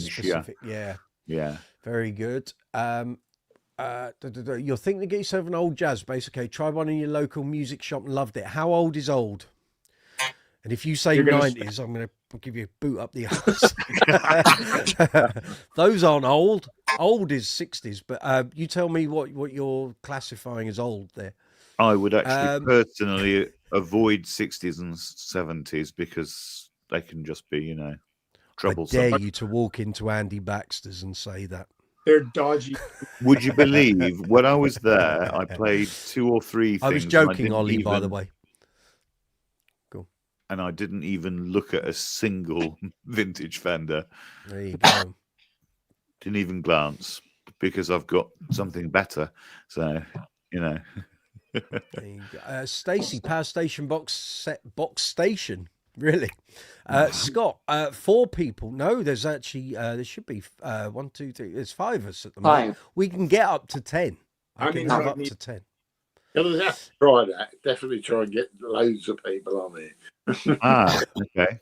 Well, Garrett's the eyeing up a 89 Japanese P at the moment. So, yeah. yeah, Interesting. yeah. Everyone's saying hello. Jim Hawkins, good Lord. Twice in a week. my man. Everybody's Well turning done, up. sir. They are. Beat After Beat, Power Station, self-titled, Not Living in Fear. No. It's it's a redone first album, all the extras, and there's a performance. Now, is it DVD? I think it's the CD from Philadelphia, but not Live Aid, although there is video stuff on a DVD disc on there from Live Aid, but there's audio, I think, from the Philadelphia Spectrum, which was in August 85. I saw that. In fact, they put a few bits up on YouTube. So yeah, you can just search for this. It's all, I mean, loads of the online record stores here in the UK have been promoting that. So just Google's your friend. Scott, I get off in 10 minutes. How do I join? Email me, Scott. brooksysbasscorner@gmail.com. There's a ticker running along the top of the screen. Email me. I'll send you an invite. You click on the invite, you come to screen. Simple as that. Russell, they reissued the Made in Japan boxes. Yes, they did. About 2 years ago, I think. Yep, they're not quite the I same. think. Why? Well, because if you think about it, the original ones that were James Howard, you're off. Early start tomorrow. Take care. You have a good evening. the Cheers. boom, the original ones had black paint necks that were actually made in Japan. They were very different. They were more like the golden era of Japanese ones. The newer ones are not quite that much. They feel very cheap. I've tried a few. Fair enough. Yep. Fair enough. Messages. Decimal Author, you've been lurking, eating your chicken burgers, and you didn't bring any for us.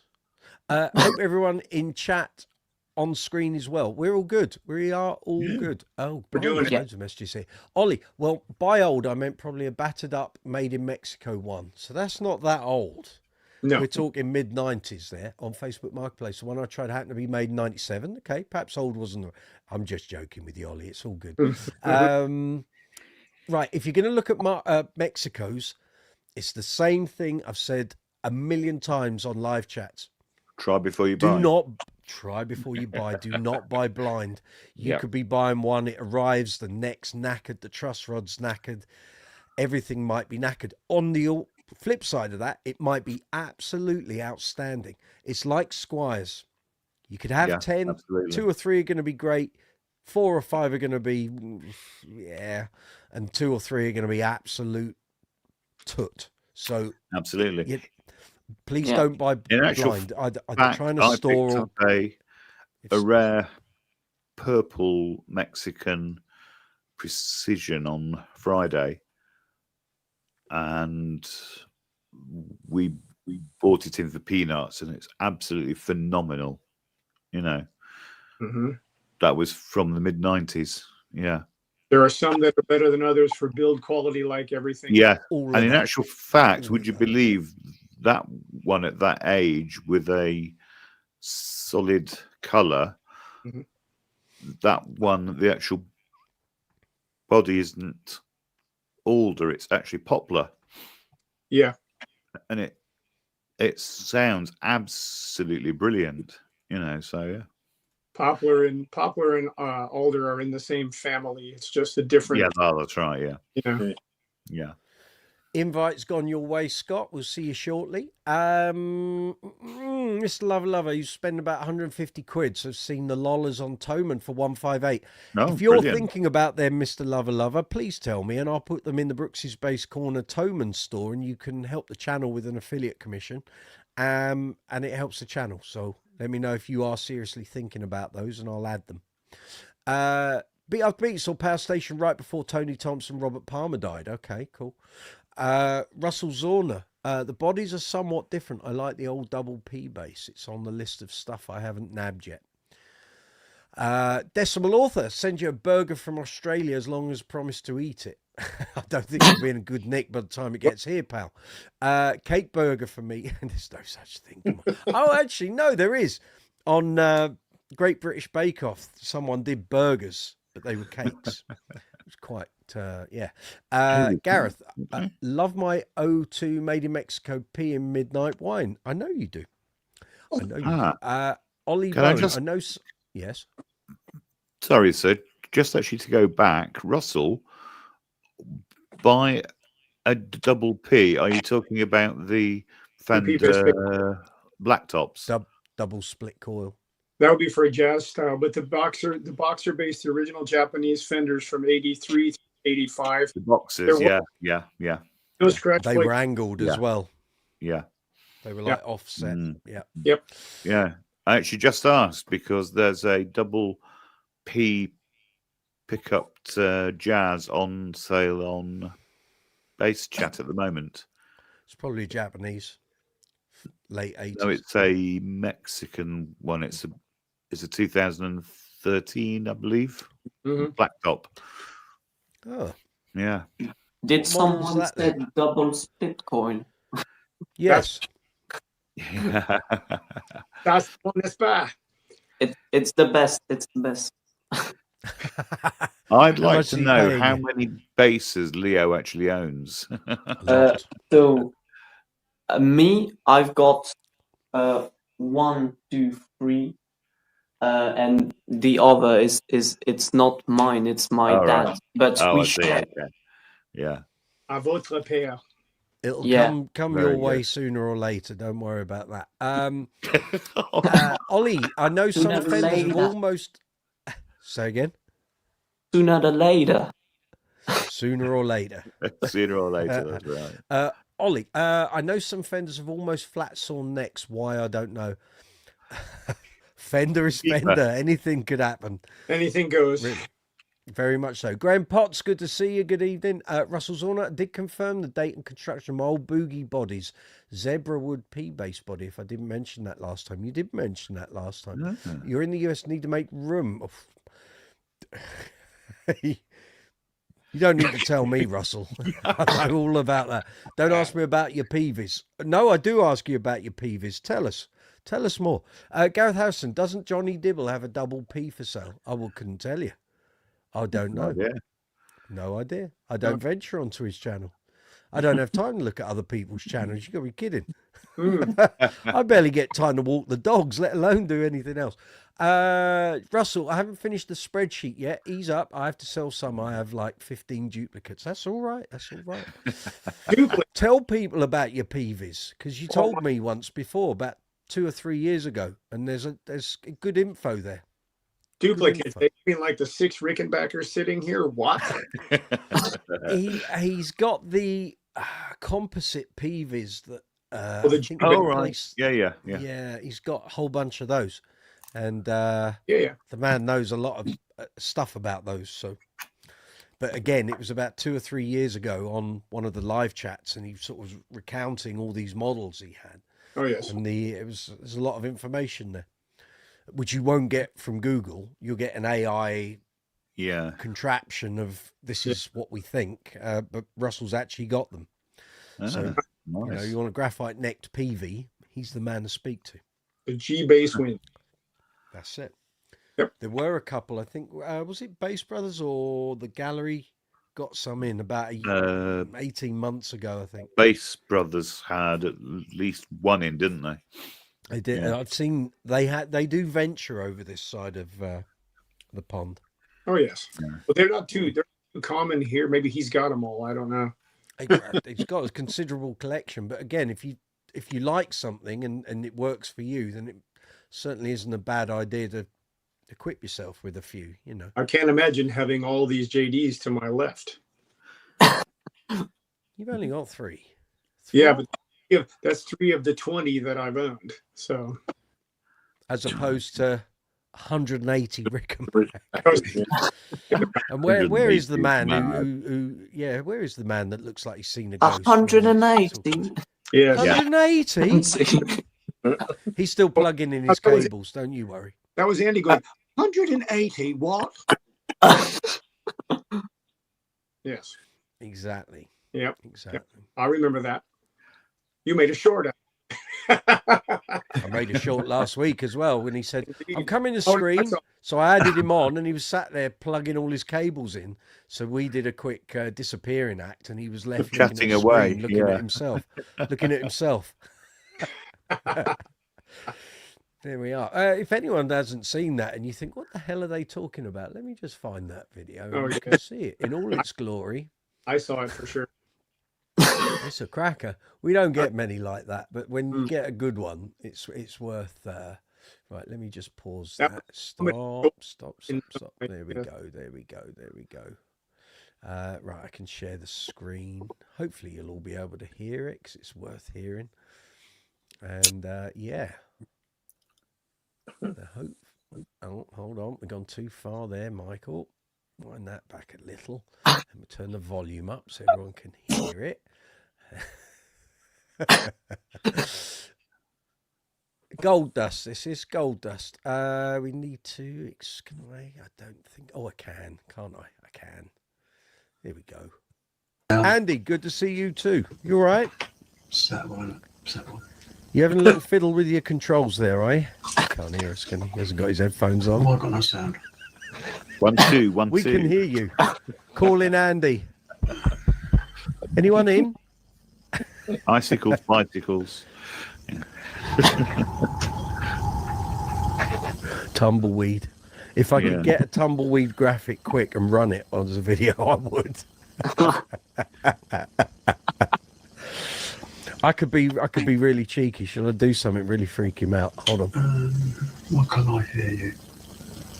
I'm just not plugged in. That's why. Plug it in, stupid boy.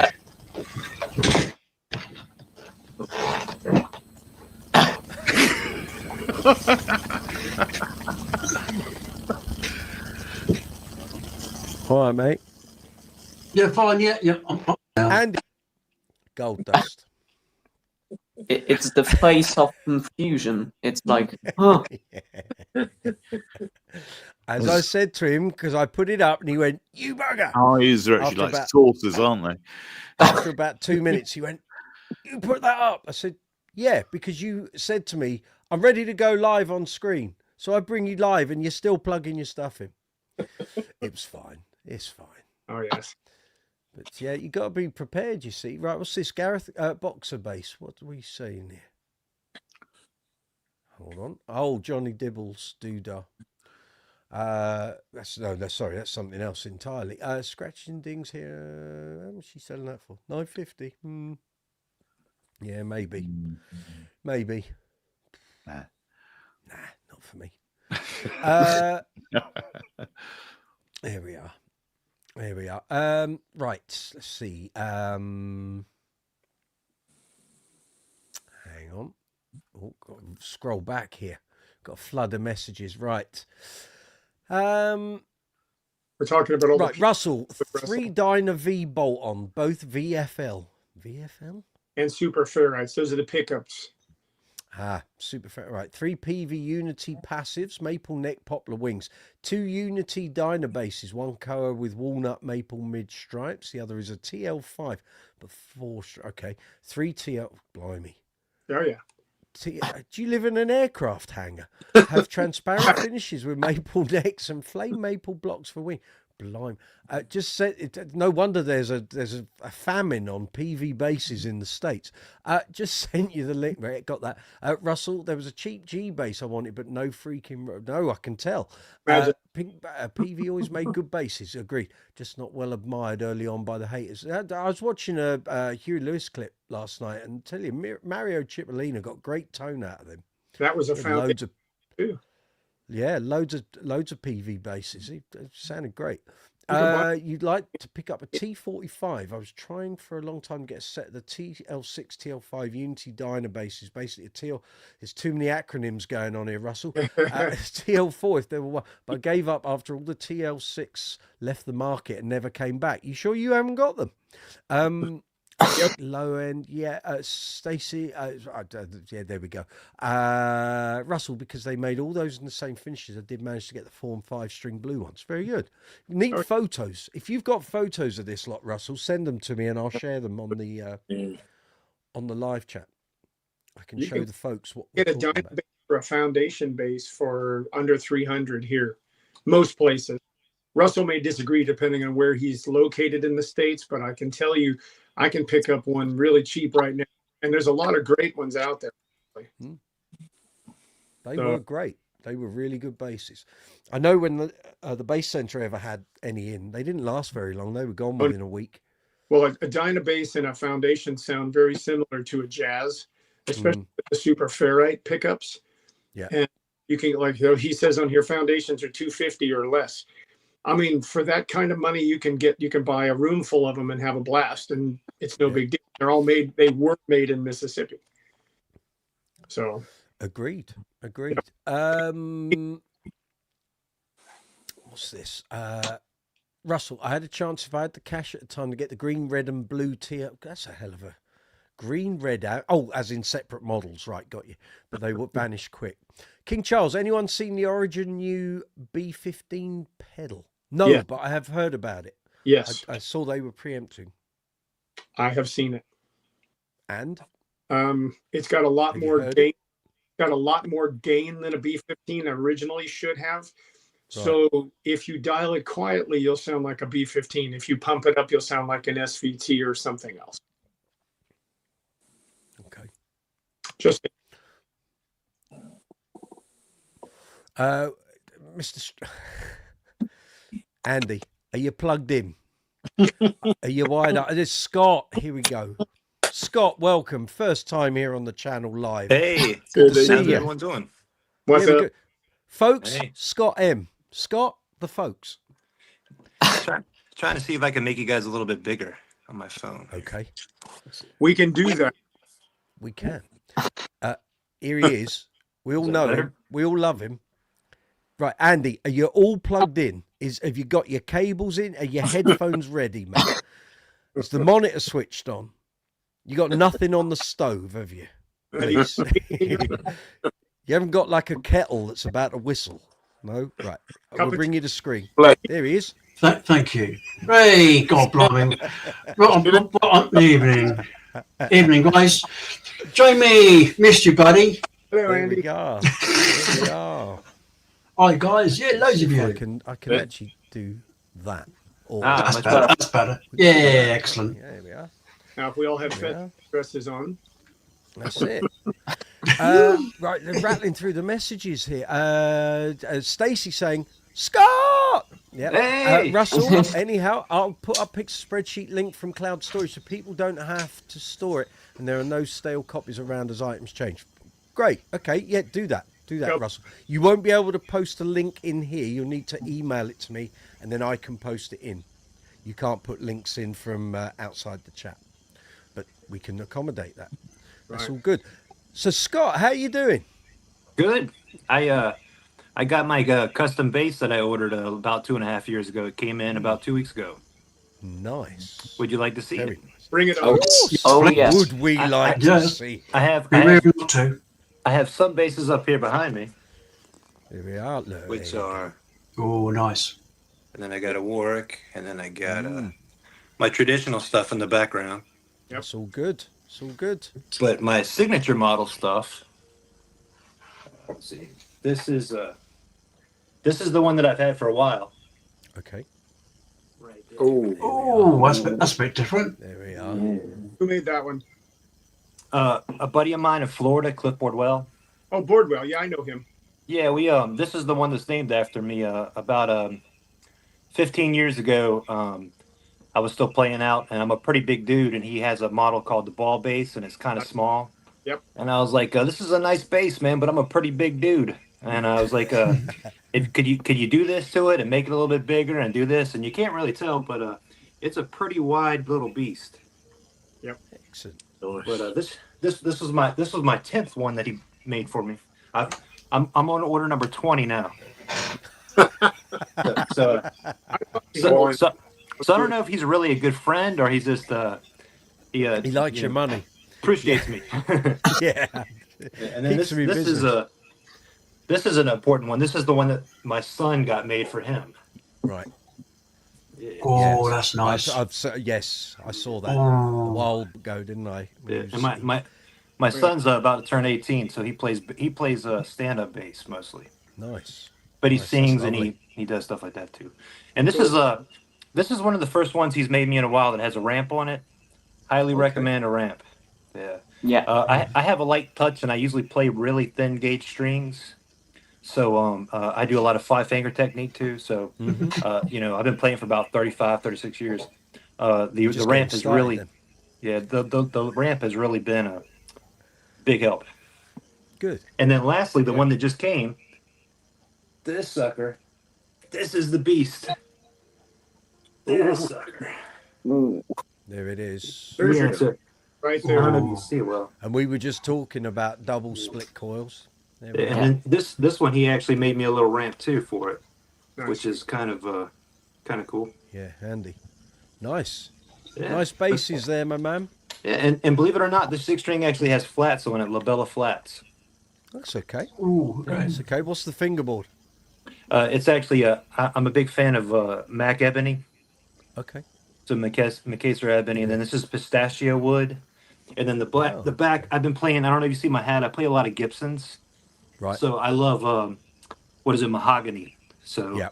that's mahogany right there. There we go. We can speak about, There it can't we? Say again. I said we can speak about mahogany. We can Yeah. talk about mahogany Oh, till yes. the cows come home. Yeah, I love mahogany, but the bad thing is it's so soft. So Right.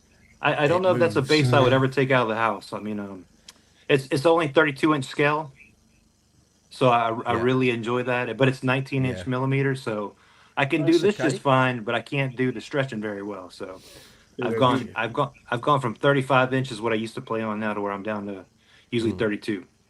Does that mahogany neck move a bit in winter when the So temperature changes? that's actually a Paduke and Wingate neck. Oh, okay. Full Yeah, move. so it's Right. it's yeah. So that So one it's moves just it the off. body that's mahogany. Yeah. Got it. Okay. Stacey's very impressed with your grain pattern. Thank you. Yeah, I think she's beautifully about. I finished. think she's about an hour from where I live. I live in Virginia. Okay. Yeah, she's in North Carolina. Yeah. With COVID at the moment, stay Oh, put. but Don't leave your house. Oh, So how's Andy Stratford? I'm okay, but I've had a bit of a problem with my we've upgraded our software for our playouts software for the radio broadcasting. It's it's a bit all over the place. So I've done a couple of shows now, and then it's not so good tonight. Oh, Left my phone at home, which wasn't good. one of those days. Yeah, It's as one well. of those days. Yeah. And the GB's all right? Yeah, the GB is fantastic. You use it on Sunday. Yeah, brilliant. It's gorgeous through the old TC. Yeah, Did you go to Bernie and get that amp? plethora pedal box. You were Brilliant. getting the HD 350. Yes, I did. Thank you. Yeah, you did a great job with it. Thank you. Yeah, no charge, which was very kind of him. Very kind of him. That's very, very good.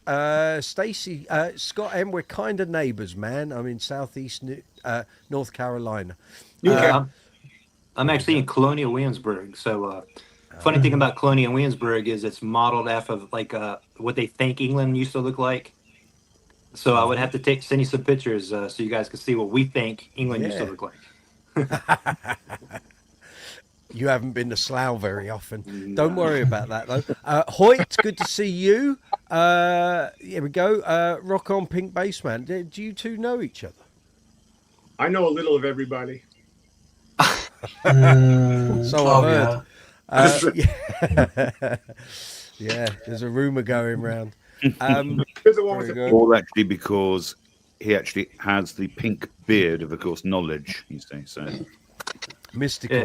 Yeah. You got. I thought that's what they said. You got more hair on your chin than I got on my head, there, buddy.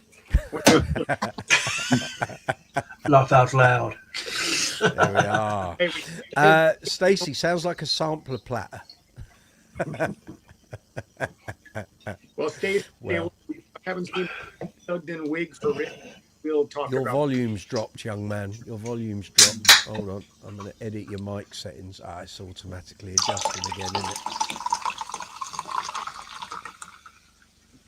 You're right there, Andy. You're knocking us all out a cup of tea, are you? No, just my normal strawberry and cream. Oh, very good. I wasn't sure what that was there. I was like, someone's taking us to the toilet. That's right. Yes.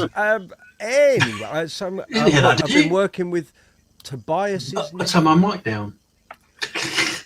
No, I've turned you up. Oh, yeah, okay. Oh, you thought you turned yourself down? No. Yes. No. Okay. You've been working with Michael Tobias's nephew, have you? Doing what? Tell us. What? Base building or what? Is that someone's aircon, young James? I can hear something's very loud in someone's background. So like There I've is. got the grass cutters I hear it. going. What's this? Here we go. Decimal author. So many balls, I feel right at home. Well, yeah, you know, Leo's bringing up the rear. He's got a lovely head of hair there. And Absolutely.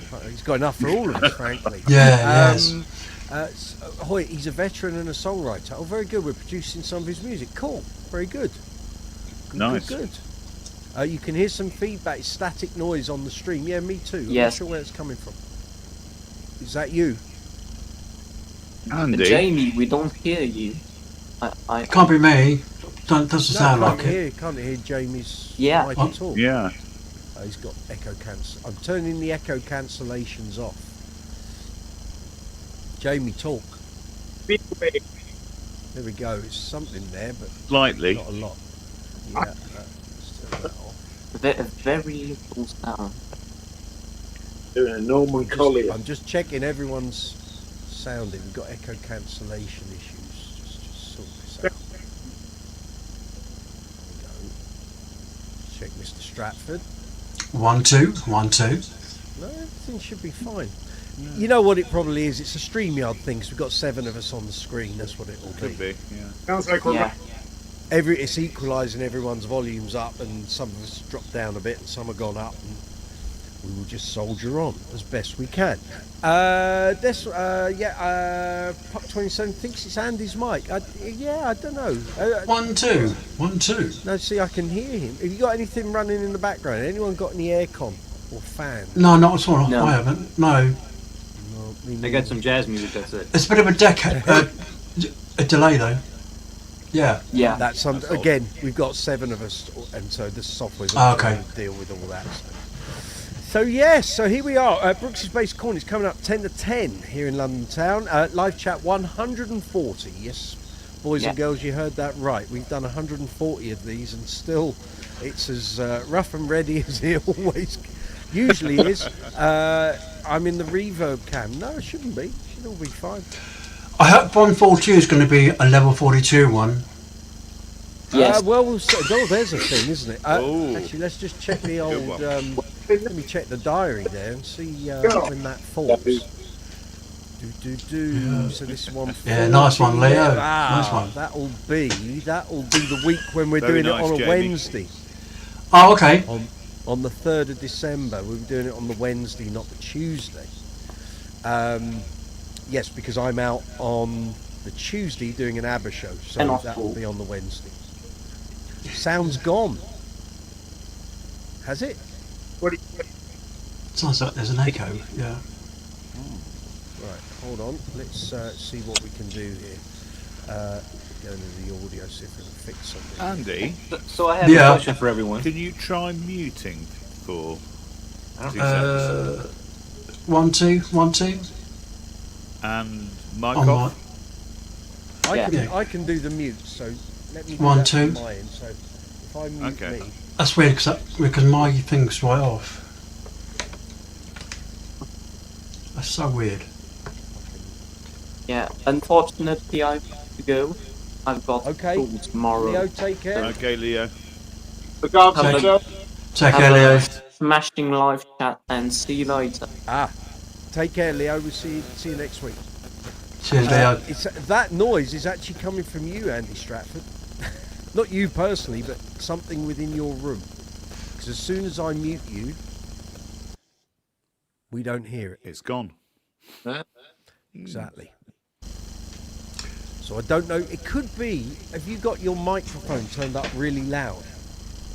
And you're Fair. picking up like. Well, my microphone's right down. The fade is right down.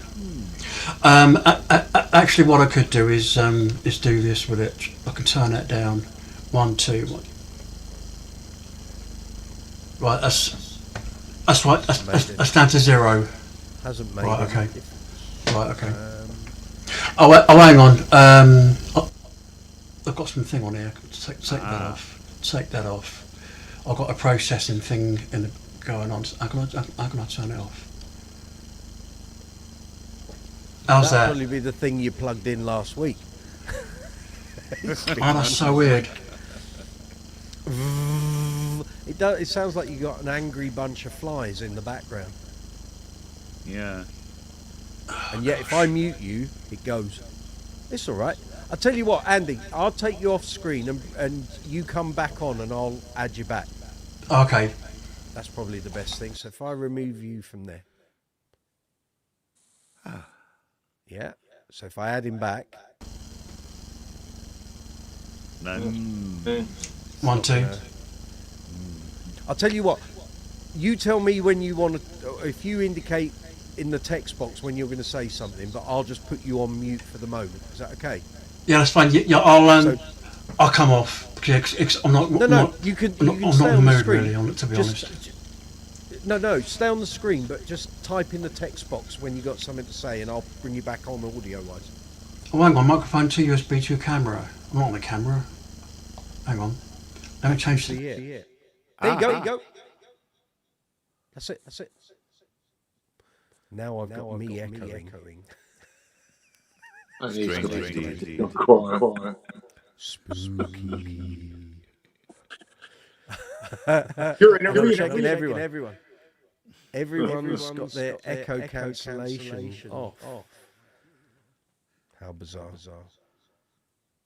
Sounds good. Welcome to our world, Scott. Okay, somebody, real fast. Scott's mute's on, I think. Yeah, Scott's mic. Scott, you're talking and your mic's muted. I've muted him. There we go. There we go. No, he's still up.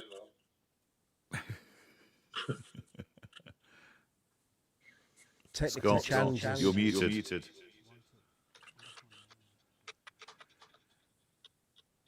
It's all gone very weird.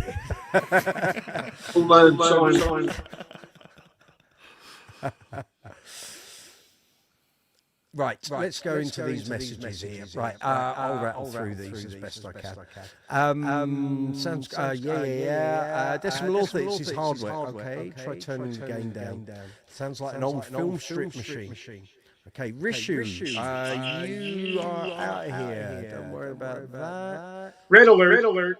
Yeah, he's dealt with. Don't worry about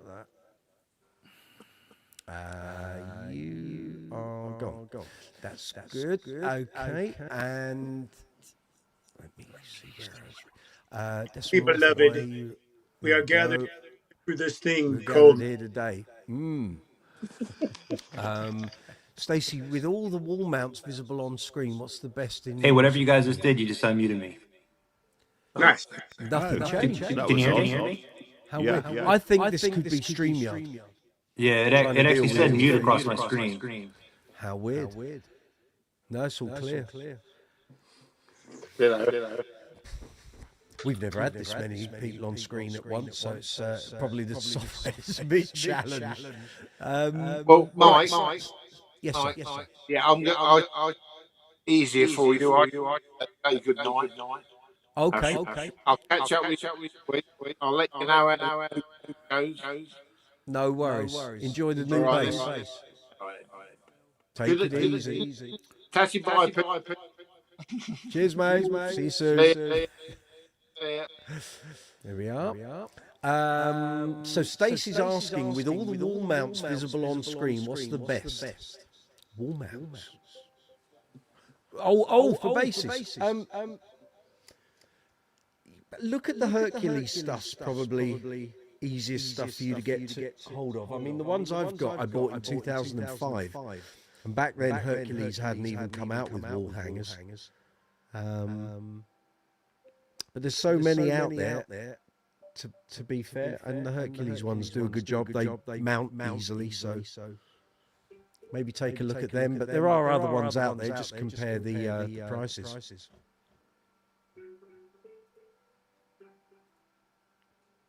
I would see if that.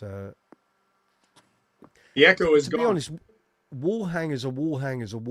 But like I say, the Hercules ones are very good. Scott's muted. Okay, welcome to the Grand Cat. Yeah. Stacey, Dilly, but yes. King Charles, old people and technology. Oi.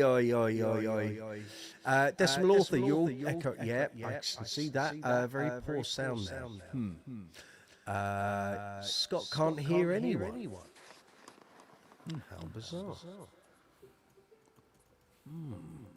We do get occasional audio issues here, and like I say, tonight's the first time we've had 7 people on screen, so clearly the software struggles a bit.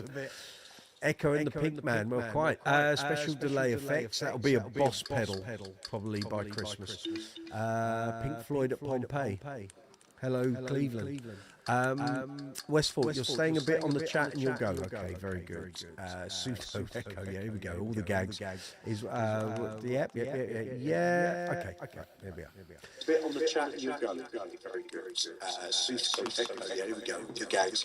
Is What's that? Yeah. There we are. Bit on the chat.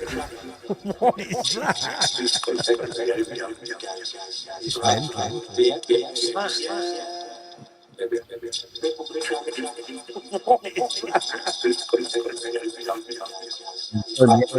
Nation on,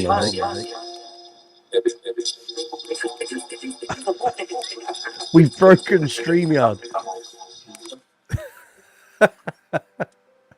We've broken StreamYard. It's That's working. better. The echo's gone. That's There we go. strange. How strange. How bizarre. Ah, that changed suddenly Abruptly. when Andy muted, I think. What I'm seeing on my screen is everyone is unmuted and everything's fine. That's all disappeared. I think it's StreamYard. I think he struggles. Weird. We're back again. Right, let's just soldier on. How strange.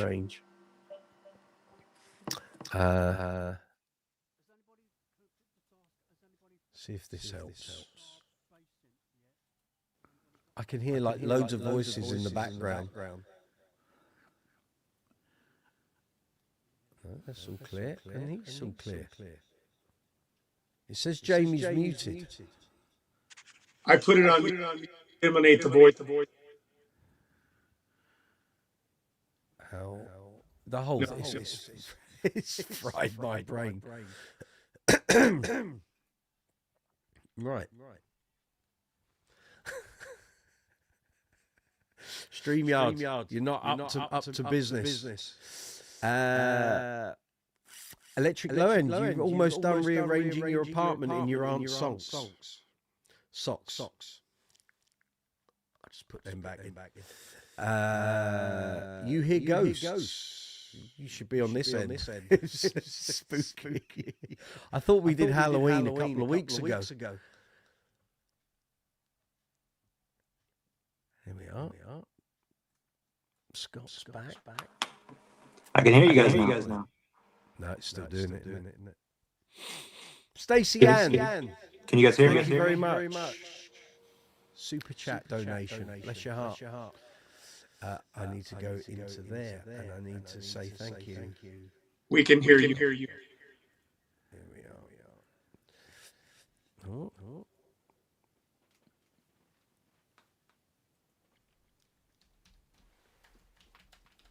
Much appreciated, Stace.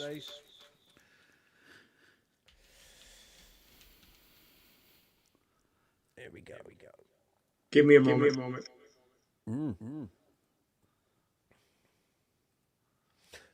Voices in your head, beat after beat. You can turn this into a remix.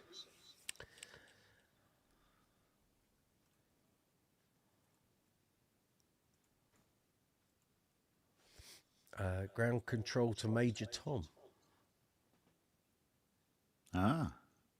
It's all Electric quiet Low again. End. Woolly socks. Dangerous job with laminate flooring. Don't get splinters.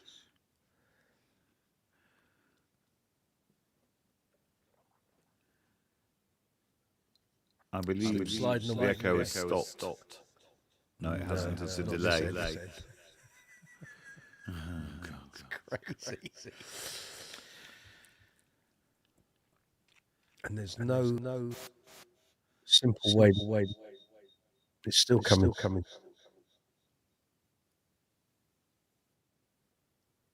Everyone's echo cancellation is turned off. Very strange. It makes it very hard to hold a line.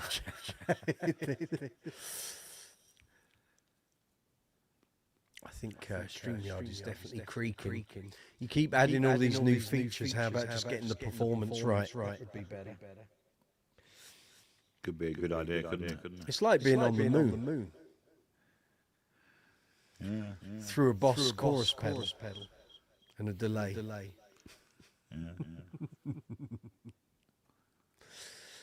I'm sure this is great for the folks at home watching. It's Cracking entertainment, I'd imagine. well, if we're not writing lists, we're talking in delays. Crazy.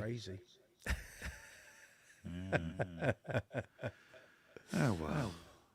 There we are. We tried. Zuma, curious what might happen if it was just you on mic, just for troubleshooting purposes. Okay, guys, you're still there. You're there in the holding room. I'll just put you back to there. Let's just see. Okay. Right, Zuma. It's just me, isn't it? we fry up StreamYard. It definitely feels that way. Sounds like a train station tannoy. It's probably not that good. I'll bring Scott back. Hey, Scott. Hey, I'm on my iPad now. Is that better? That's fab. Yeah, you Andy sound very clear Stratford. now. I'm going to bring you back. As soon as I did that, we've got the repeat. So just bear with me a moment, Andy. I'm going to do that. No, I don't want to do that. There we go. I just want to do that. If I had you, Richard. Yep. I can hear some. Okay. You come through speakers, don't you? Me. Yeah. Through the. How do you hear me talking? Laptop. You haven't got earphones. Yeah. That's right. right. I can hear my voice coming through your speakers. All right. Okay. So I would suggest for that, I'm going to turn your echo cancellation on.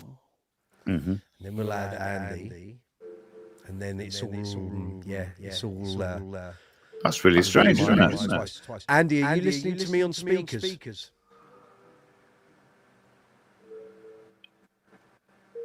Okay, I've turned his echo cancellation on. That's better. That's way better. Yeah. Apart from Andy's muted. Mic's off. Yeah, Andy, turn your mute off on your mic.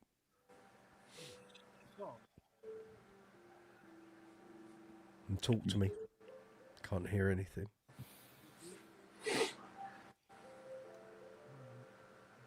Edit mic settings. 1 2 1 2. There we go. There we go. Got you. Yeah. Right. I'll turn my volume down on the Four debris. are on. Okay, we're back Aha! It works. to the Andy Stratford Show on That's it. QA Hospital Radio. Right, now we got there. Someone has we've all done. And there we go. Stuart Butt, you're there too. There you go. You've just missed the pink bass man. He's sort of lurking in the ether. Electric Low End. Pink hasn't been forgotten. No, he's there. I can. His screen's there, but he's blacked out. He's probably doing his hair. So, he'll pop back shortly. So that's all good. Right, let's get back in the world of bass, shall we? That's kind good of what idea. we're here for. So if you're watching, got questions about basses, bass amps, bass guitars, bass effects, great bass players, strings, cases, leads, maintenance gear, all of that sort of caper, put your questions and comments in the live chat window and we'll try and help as much as we can. Stuart, good evening. Sounds normal again. Exactly. We got there. I think the bass man's down there. There he is. He's finished doing his Barnet. And Decimal Author, back to normal. There we go. You see, you got to take it, strip it right back, bring people back one by one, and we get it all working. So there we go. Very good. Electric Low End, that one hair that's going up to space. Yeah, we know it well. That's right. The one. It's called an antenna. So he sort of picks up all sort of Russian radio signals and stuff. Yeah. Right. Where were we? We were talking about bass. Stacey did a super chat donation. Thank you, Stacey. Quite fabulous. As always. Right. I'm just going back to where were we in the conversation? We're talking about wall mounts for basses. Anyone's got any suggestions for Stacey other than the Hercules ones I suggested? So she wants to mount some basses on the wall. You could get some of that that wall board that has the cutouts, and you mount them to the studs in the wall, and then you can slide hangers on, and you can hang as many as you want. Okay, there's an option for you, Stace. These aren't very hard to mount. These sort of things, you literally drill 2 holes on the ones I've got. 2 holes, wall plugs, screw. Well, put the plate on, screws in, bang, done. So. Yeah, there are so many of these. It used to be that there weren't, and generally they were made for stores to use in their stores. But over the past sort of 15, 20 years, they've become more prevalent. There's loads of alternatives out there. Just look on any, well, you can go to Amazon, you can go to any music retailer. They sell these things. But, most bass retailers stock Hercules hardware. So those are relatively easy to get hold of. Westfort says he'll contribute some hair donation. Very good. You've got plenty to go round, young man. Stacey, Marvin the Martian. Yeah. Plan take over your planet. Yeah. And what a planet it is. Absolutely. In North Carolina. There we go. Yeah. far away. So I'm trying to think, where were we on the old bass discussion there? So I mean, yeah. We were talking about the superiority of mahogany necks. Yes, we were. Right. Let's go back to that, shall we? Yes. Well, so Mahogany neck. Scott was speaking about the body being mahogany. It Yes. was rather soft, and he didn't want to take it out for fear of damaging it. And the neck was wing A and something else. I forgot. Paduke, he said. Yeah, that's Paduke. Yeah. Which is, if you guys can see it. So how long have you had that, Scott? I think about 2 weeks now. Oh, okay. Right. So you've Right. not had any experience Yeah. of seasonal changes and Yeah, but this is my 19th one, so they usually usually very little. They're like maybe like a little bit of a quarter of a turn during the wintertime. I live in Okay. Virginia, so it's Yep. temperatures really drop, so it goes from really hot and muggy to like right now I got a humidifier in here now that the heat's on. Right, got you. Yep. We know that story. Yeah, Very much so. Yeah, you end up having a lot of bases in the house, usually a humidifier, and then I oil all the necks and the fretboards, all Yeah. that stuff. I know this week, I expect now, like because we've had like a huge temperature drop from 15 down to 5. I'm expecting to start hearing all the strings pinging in here over the next couple of days. So if I'm really quiet in here, just working, suddenly you hear things go ping, ping, ping, ping, ping, ping, and it's all the necks and timbers moving. Really? Gosh. Tension on the strings. Yeah, it sounds like a harp. Mhm. Some basses do it more than others, but you know, a good truss rod, a bass that's well set up, seasoned wood, acclimatized, you're only going to need a quarter turn max, maybe half at a push. That one has double rods in it. Okay.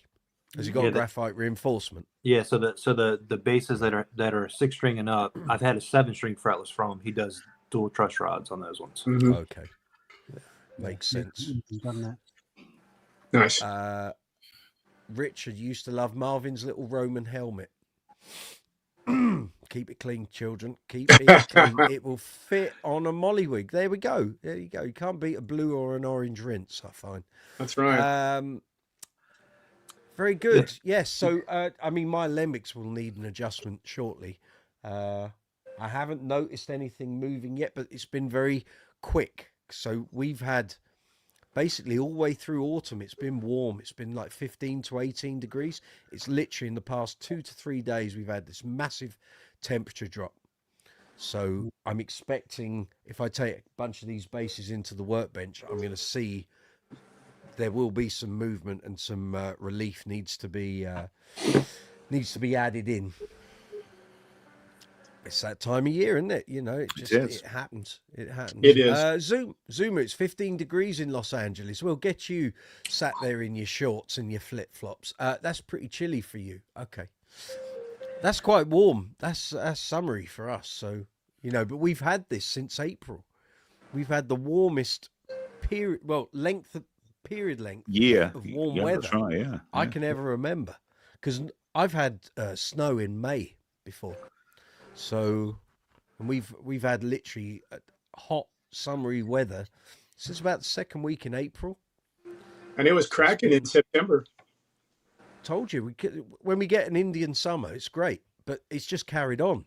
We were all expecting cold weather to come in October, and nothing happened. So, and long may that continue. It's going back up to 12 at the weekend, so I'm very happy. The joy of a graphite neck doesn't move. Very true, Westford. Yes. Quite right too. Google was your idea, was it? FTFE. What's that mean? That sounds like a red alert to me. It could be. We're watching your comment, young man. So, make your next sentence a good one. Sorry, I'm back in YouTube. I've got another window here with YouTube, so I'm just waiting to see what the next thing that guy types is. Stacey's talking about North Carolina weather in California. Yeah. Well, I mean, last weekend, I think you were down to -1 and we were at 15. So it's crazy times, man. But hey, the president tells us there's no climate change, so the couldn't possibly be. Westfort, status is king. Kind Absolutely. Kind Yeah. of. It's one of many. It's one Yeah. of many. Yeah. But it's all good. -3 in France. Don't go there, folks. Don't go there. We It's- might not see you again. Hey, in Fahrenheit, it's 75 out here right now. Right, well, that's all right. That's good. what, 20 That's something. good. Rich, what is that? You got that one down, Rich. It's 20 something here for you. Are you talking 70-ish is 27? about sort of 19 to 20, I think. Yeah. Yeah. Yeah, Are you in saying Celsius, 27 hot or 27 cold? 27 hot. It's because it was Oh, 'cause okay. it's 75 hot, so it'd be 20 Yeah, it's hot. about there. 75. Right. Yeah. Yeah. Stacey's Too hot, Pure that is. Madness. Well, that's his point of view. Yeah. There we go. It was 25 a few days ago. Oh, I bet you're feeling it now, Westford. Google's my 2 degrees Celsius. Oh, Google was my idea. Have you been here on the channel before? Can't remember. You're in the Netherlands. Very good. Very good. We have other people that drop in here on the live chats from Holland. So if you're here to talk bass, fabulous. I don't know what FTFE means. What does that mean? Talk to me. I Put just meat on the checked bones. on it, and it's Yes. some kind of viral music thing. No Oh, okay. idea. No. Now you sold the King Bass Mark II, you're down to 2 status bases. That's all right. That's all right. Yeah, but they're good ones. That's the They thing, are isn't it? awesome ones. Yeah. If you've got 2 fabulous ones, it Yeah. doesn't matter. I mean, what have I got here? 2000, 2 Empathies, Matrix, T-Bass, and a Stingray. It's all right. Oh, and a Streamline. FTFE, Fight the Flat Earth. Oh. What about it? We're talking basses, so please, if you're going to converse, talk bass. That's what we're after. Hey, I got a question for everyone. Yes, Scott. Mm. So I know a couple of you guys are overseas, being not in the States. How hard is it? Uh-huh. How hard is it? You guys getting American-made stuff? I ordered me a new Mesa Boogie head, and I got it. The new head that just came out. Right. I don't even know the name of this one. Yeah. Oop, don't let me drop it. Don't drop Dropped it. that. Yeah. Yeah, Or it's the warranty adventure. yeah. It was easy to get it, but it sounds like it's like months worth of waiting for you guys. I tend not to. I don't order stuff directly from the companies or the manufacturers. You wait until stuff comes in either to the stores or the distributors. Trying to think, what have I bought? Because you guys mentioned Toman, and I don't know if I can even order from them and get it to the States. Can you? No, Yeah, they'll do. They will. Toman has get home in here. just 2 now. There's actually Germany and England. Yeah, that's right. Yeah, I think you would have to pay all your tariffs, and that's Yeah. the issue. you would. Yes, Because Yeah. I the know problem. people trying to buy dingwalls in the US was a fairly steep old hike on a Canadian sold base. So I've not really experienced it. I've noticed prices going up on Amazon, but I've not really. To be honest, everything I've bought gear-wise has been second-hand here in the UK as opposed to brand new. So, so I got all my strings before the tariffs hit. So, yeah, I've not really had to buy anything. And UK bases myself. You know what I'm saying? Yeah, and you didn't pay any tariffs on that when you went through customs, did you?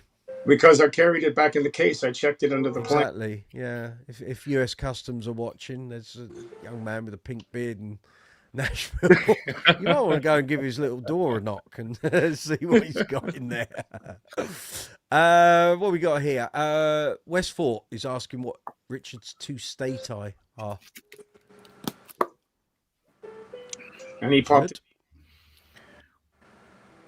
Richard. Scott, this is for you. There's no teeth. Nice.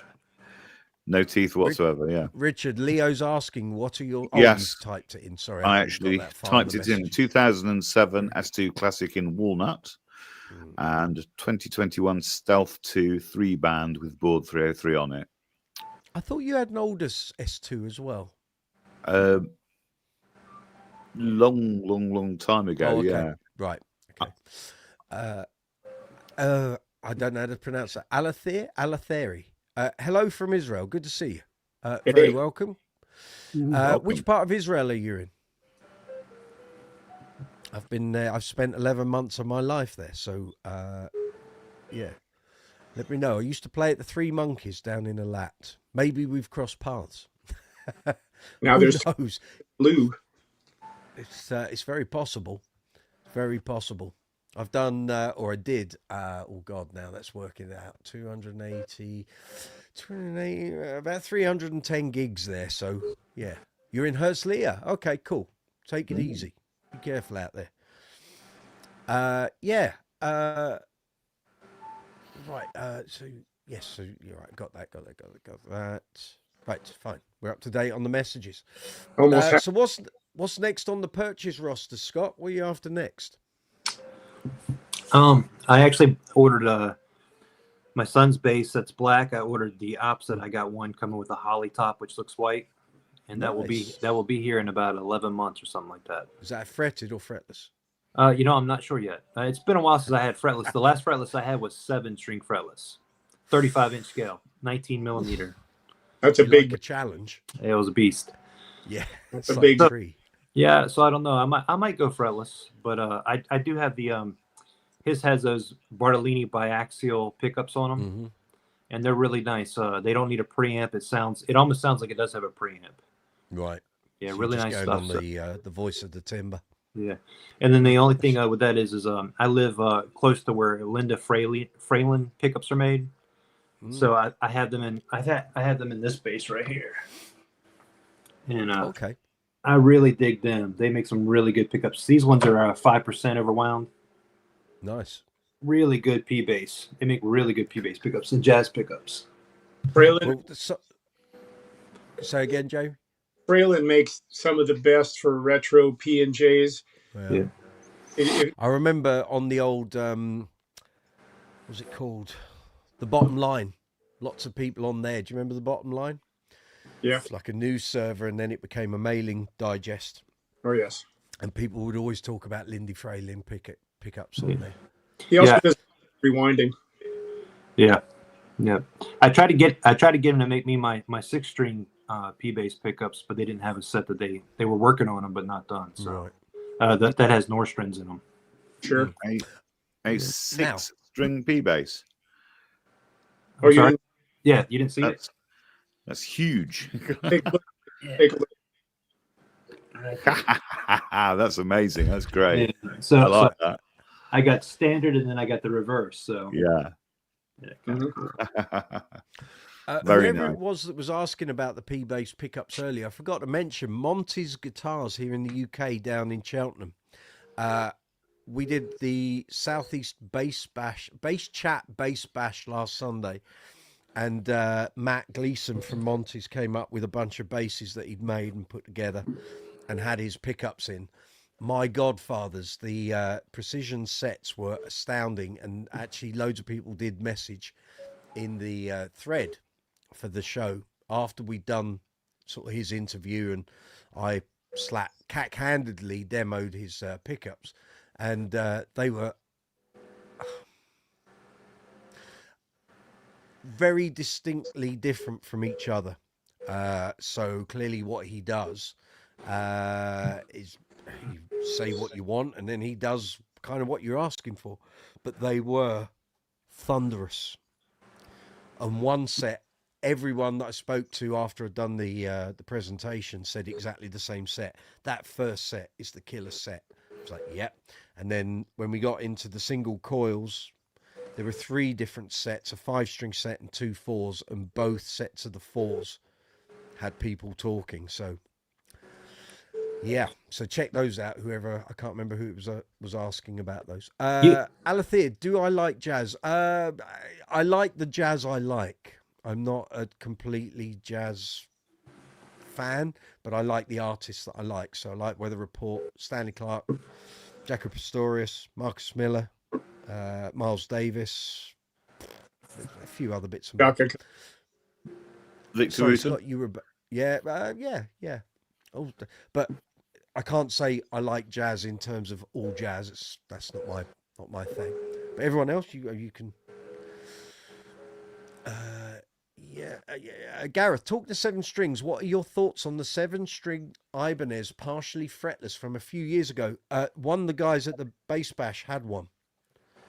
It was there, fretless and fretted, 7-string. It was impressive. Sure. Zuma, Pat Metheny. I've never kind of got into him. I know some people think he's kind of God and stuff, but yeah. Are you coming on this evening, Zuma, or you're at work, aren't you? Let you crack on. Don't want you getting the sack or anything. What are you doing? I'm on a bass channel. Right, you sacked. Yes, so if anyone wants to discuss that with Gareth, feel free. It's an interesting instrument. It's hefty. Well, Ibanez's by nature aren't that hefty, but that thing is big, and the neck was pretty wide. But I saw a few people trying to play it, and they were getting around on it.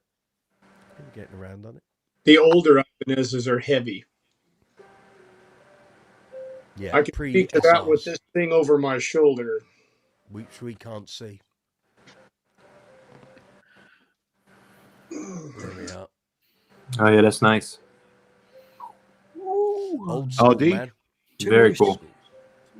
Musician. 980. Next. Very nice. Very nice. Very Dave Swift. I don't have a lot of use for it. It just sits here. This would be like a Dave Swift special. Quite. Although he's selling up a lot of his collection through the gallery at the moment. I have noticed that, yeah. Yeah, liquidating. Gareth's asking, how is it tuned? It's tuned standard. I have the E strings dropped down to D, but otherwise, yeah. I mean, so it sounds like a piano, but it weighs like a piano. Because this is mahogany with walnut facings. I mean, it's hard probably to tell the delineations, but you can see them kind of. Yeah. So this is one of those that I have to find a place to play because it's not something I'm going to bust out for every show. No.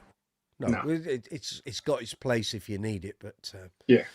If I'm going to do that, I need a Taurus pedals, and I need to drift out into past Mars. Mm-hmm.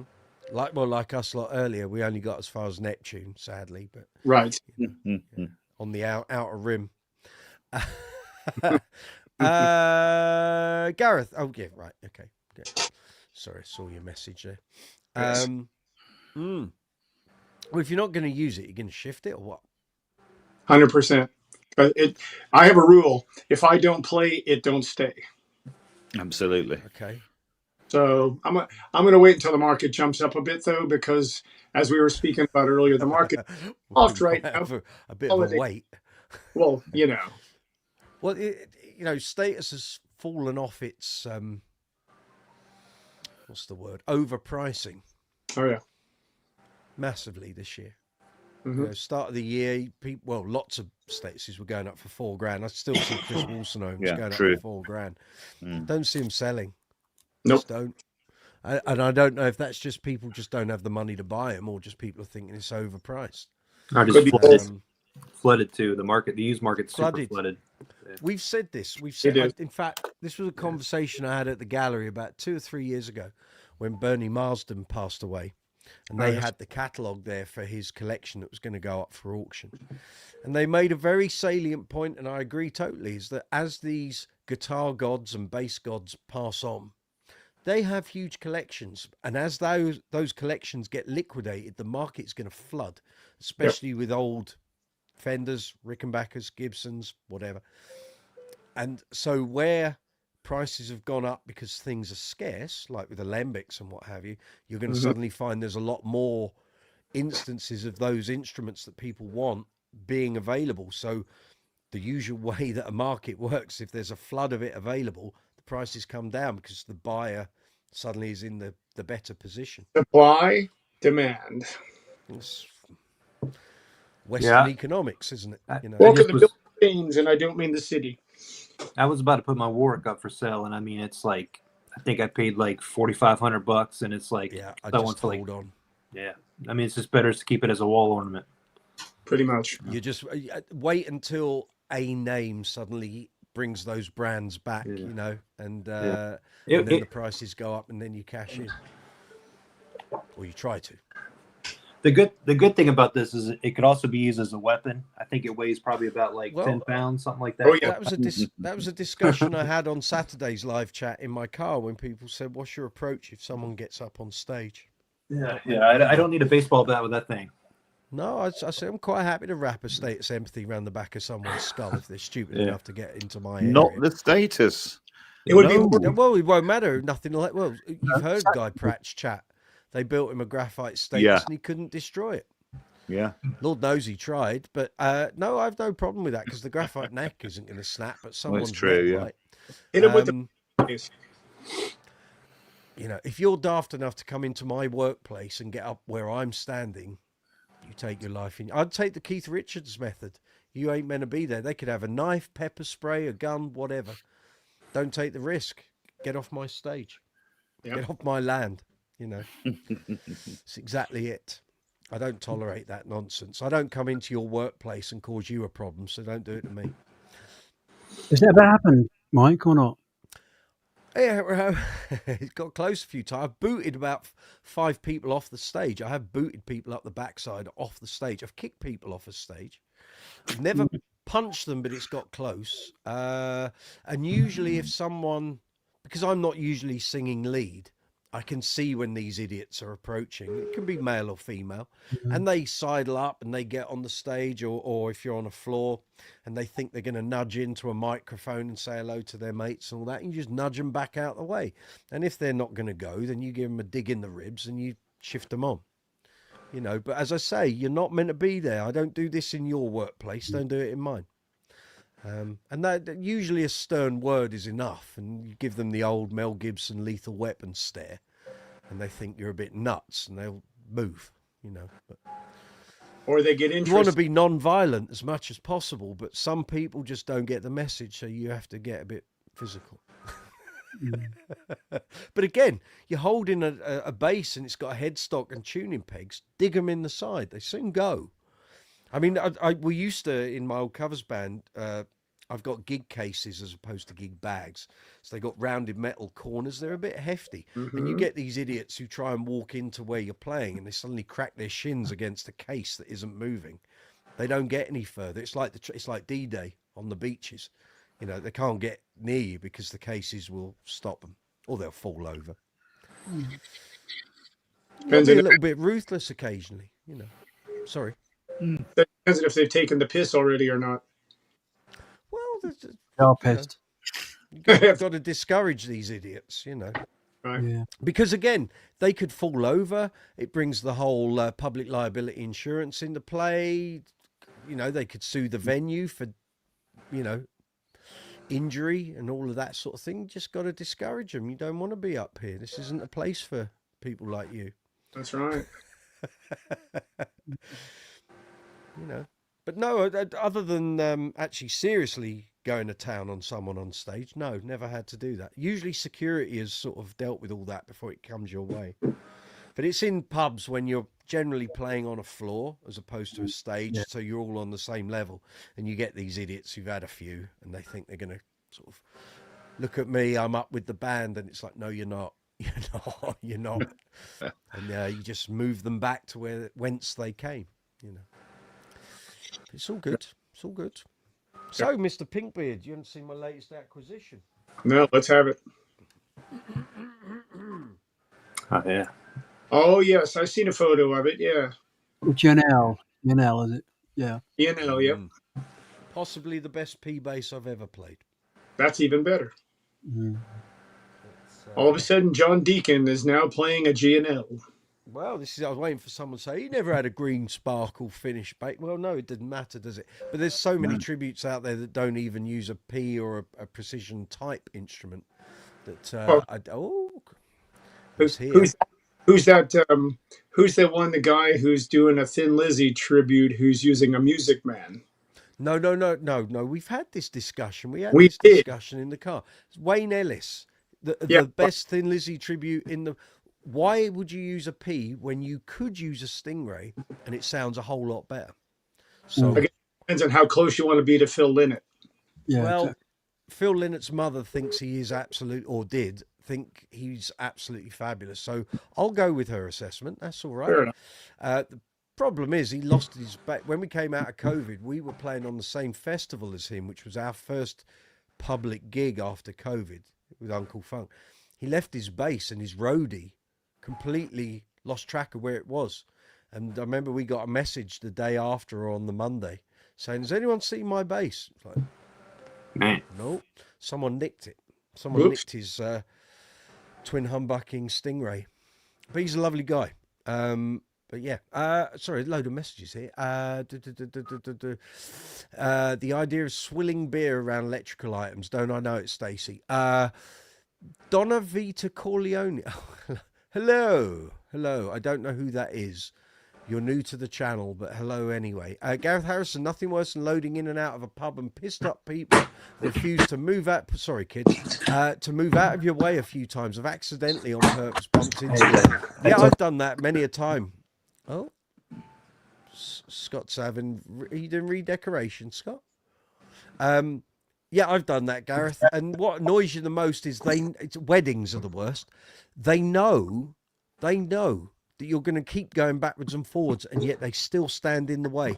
And after the 15th time you bash in their shins, eventually they get the message. Donna, you have a challenge for you. All do a backflip. Don't be daft. You can't see the rest of what's in this room. Hey, sorry, We're talking. I got a kid that just came home. I had a No problem. Hey, I'm gonna have to split for the night, but it was nice meeting Scott- everybody and seeing you guys. Thank you very much for coming on, and thank you for tolerating all the echo and everything else. We got That there was eventually. great. Nice meeting you guys. Take it Yeah. easy. Thanks, Scott. See Take you care. soon. Bye. Good night. Cheers, All the best. Scott. Bye. Yes, you can go first if you wish.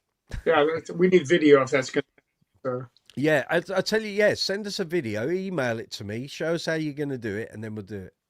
That'd be great. 30 push-ups. Easy. That's child's play. Come on. There we go. We should have Hello, everyone. Week, Who knows so what? where's he been the past couple of weeks? I don't know, Mum. He just sort of does Here his he own thing, is. you know. I knew he was Here he sitting. is. I went on vacation. Yeah. And a haircut as well. Look at that. Oh, yeah, I got it. Slim I line. cut my hair yesterday, yeah. There we go.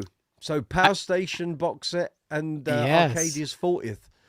Yep. Yeah, that's a video Yeah. coming our way, I isn't know. it? Yeah. I haven't done a video in like 3 weeks. I'm due. I'm gonna do Join do a the little club. warm up, video. club. Something easy, Yeah. but yeah, I'll for sure talk about that. All good? Yeah, yeah. All right. Yeah, nice Yeah. holiday. Where did you go to? Well, we were gonna take a trip to Mexico, but the air You travel. could have met up with Jamie. Yeah, you could have gone to Yeah. his Oh, gig. really? I was The there air- last Down there. No way. Where'd you go?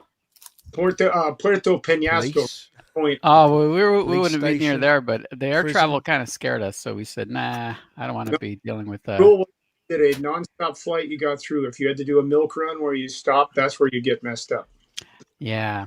I So had no trouble we getting out. chickened out. Well, that's great. I'm glad you didn't have any trouble. That's It was- amazing. On top of that, so it's all good.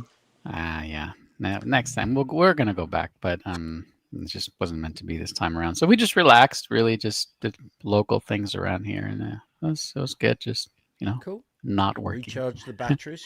Exactly. Yeah. That's it. I New think- base purchases. You bought anything? No, nothing. Nothing new. I actually didn't even play any instruments in that week. I took a total break between. I just was trying to do something unusual, I suppose. Just not play, not work. I didn't check a single email. It was just Make a blancmange. make a blancmange. Hmm? Mm. Oh, really?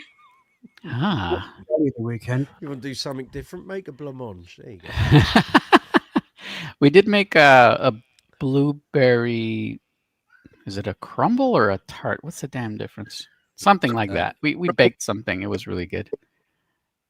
Yeah, Very good. that was our Very different thing. And you might hear there's a cat in the house. I have No, that's all right. yeah, kind of. We're Nothing wrong with that. beta testing having her cat over here, and he likes it. I like having him around. Zuma, I'm going to upset you for a moment. Oh, I have a friend who is selling 2 original SP1000s. don't tell me. The face What? of it. But don't tell me. But what color are they?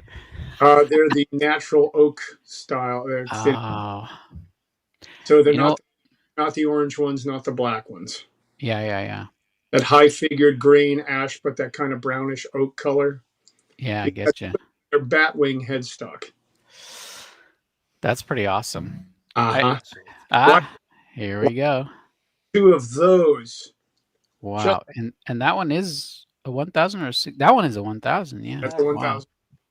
84. Believe it or not, I might be more tempted by a 600 or a 700 because I don't have one, and I have two 1000s. But this guy's still. got a room full of these things. Let me ask him. Yeah. Okay. Yep. That's awesome, Mike. Yeah. Is it? I think once you've got it and it's in the rack, the awesome level, it's just another one in the rack. But it's I don't know. It's got It's some pretty good looking bass to me. You can't see all the bangs and chips. It's had a. Ah, well, I only yeah. got it about 12 years ago.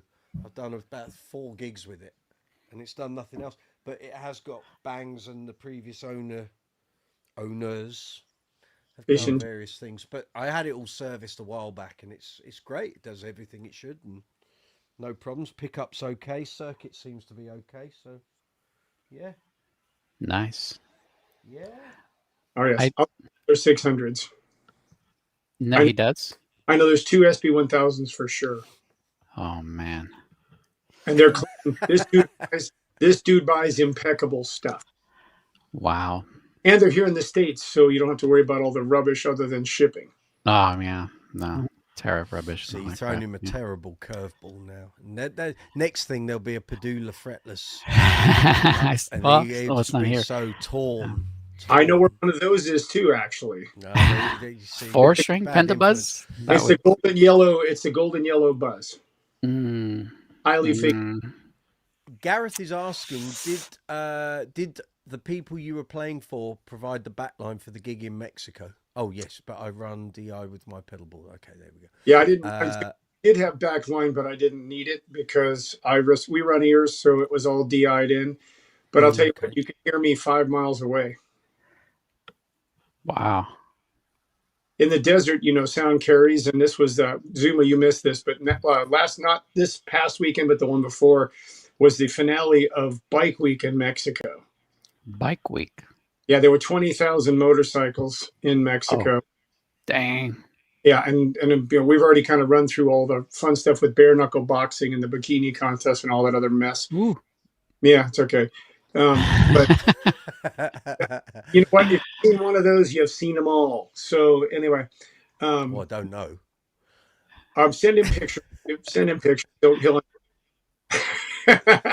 Anyways, on the desert.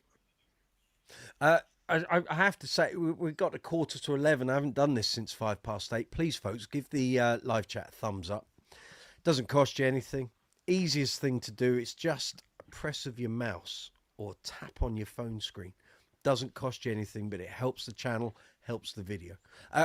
Now, you, young man, you might have been listening. I was talking to you, I sent you a message earlier about collaborations. Collaborator feature. Yes, it works. I heard that works. segment. Yeah, I would love to try something with you and I. Yeah, when we get a chance, we'll do that. We'll do a Duran thing, and yeah, that'd be great. Yeah, I've never done that. It has an effect. I don't know if this is a permanent YouTube feature or not. They haven't said, but it's been around since about September time. Yeah, and I saw a thing from vidIQ this morning, and I was like, I'm not convinced, and so I thought, well, okay. Well, actually, no, I did it yesterday. But I didn't see the results until this morning, and suddenly, it's all gone. Oh, okay. That's great. It clearly does. I'm glad to hear that. Stacy wants to know what color your cat is. I'm gonna wrangle him in a sec, and I will show him. to It's a everyone. Molly Sugden blue rinse. That's all you need to know. Not quite. Debatable. Yeah. That's Oh, it. here he goes. Yeah. What were we talking about? Collaboration. No. Before that, we were talking about B1. before you went on to ARIA SBs. We were asking Zuma something. Oh, I think I was just talking about having to get back to do videos or something. Oh, I was gonna say though is Yes. I think this chat needs a low B. Would you guys like to hear a low B? Hit it. Let's go. Oh, hello. What's that then? Well, that's Wow. the game. What is it? The game. That sounds like the low B on a Stingray. Oh no! No. No. One more time. A P bass.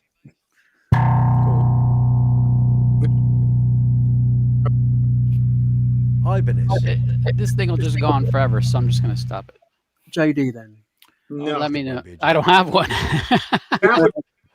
Not many 5-string JDs out. I'll hit it more gently. Oh yeah.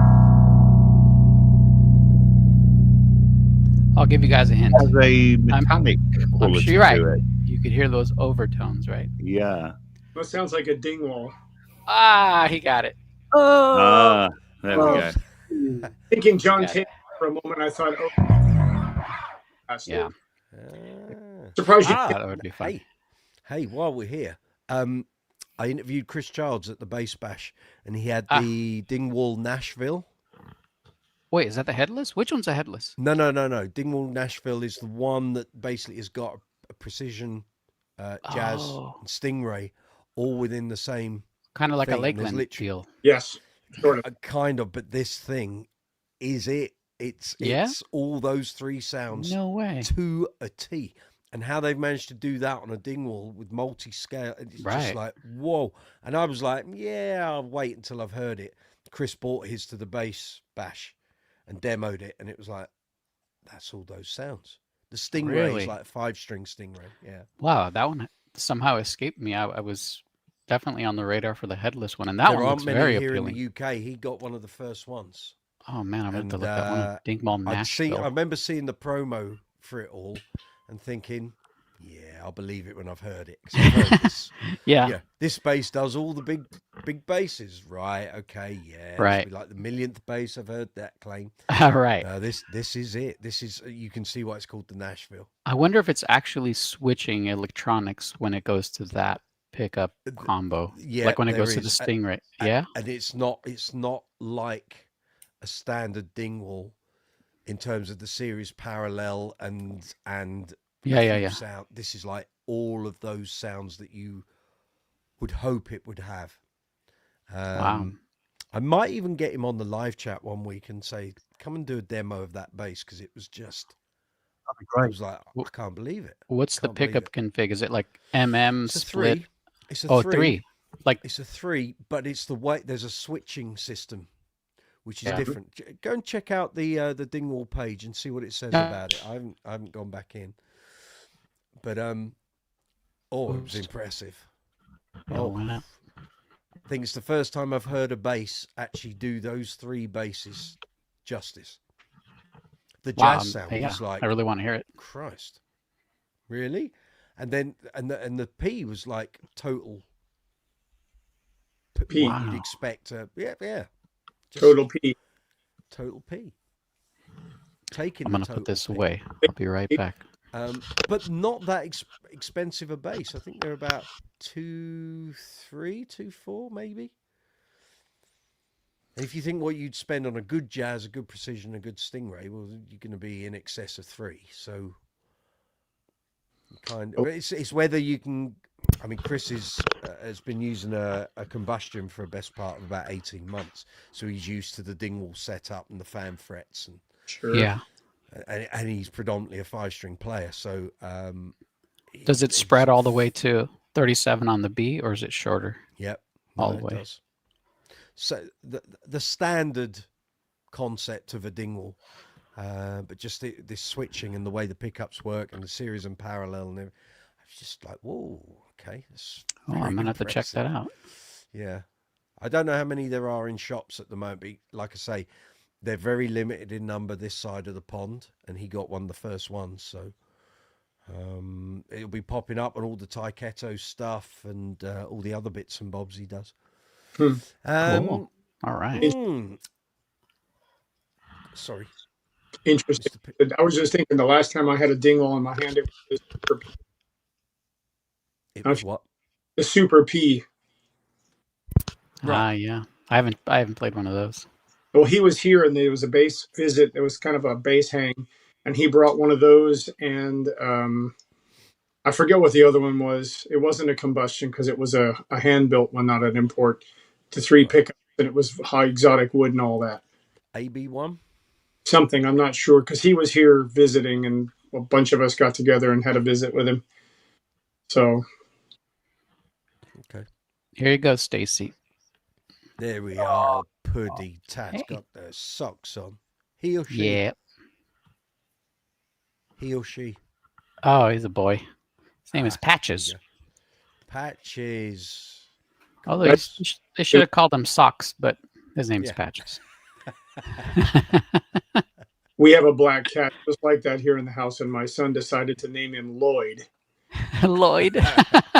Lloyd, Clive. what would you like for dinner tonight? Yes. Bruce. Bruce. Yes, okay. Very good. Yes. Very good. So what's coming up on your channel? What joys have we got on the schedule? I think I'm going to do... I need to ease back into it since I haven't been playing. So I think I'm going to do Love Voodoo from the Wedding album. Not the new version, the old version.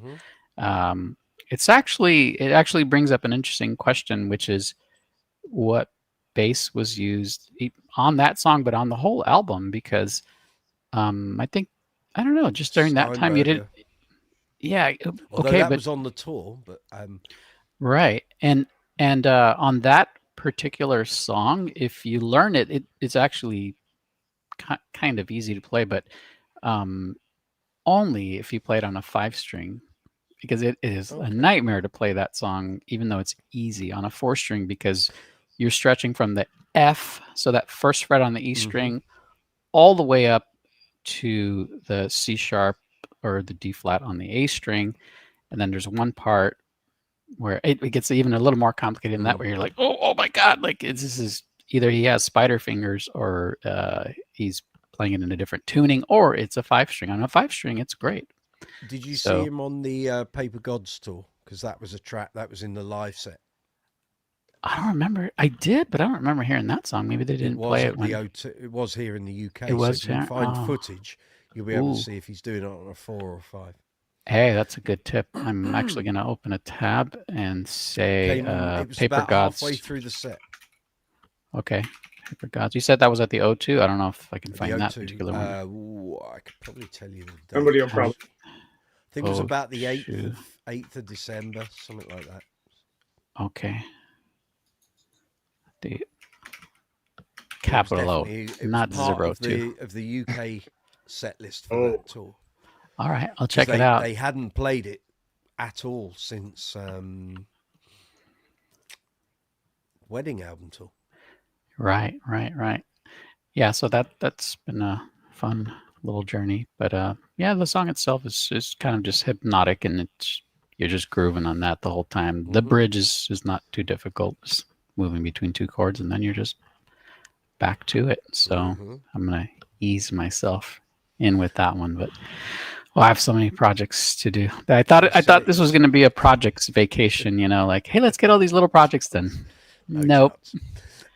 Gareth is asking, he watched a great interview with Lee Sklar and Nolly Get Good on the Dingwall channel. Oh yeah, I saw that one. I got a thumbnail link for that. I haven't watched it yet. Yeah, I saw it. It's pretty good. It's mostly Lee talking.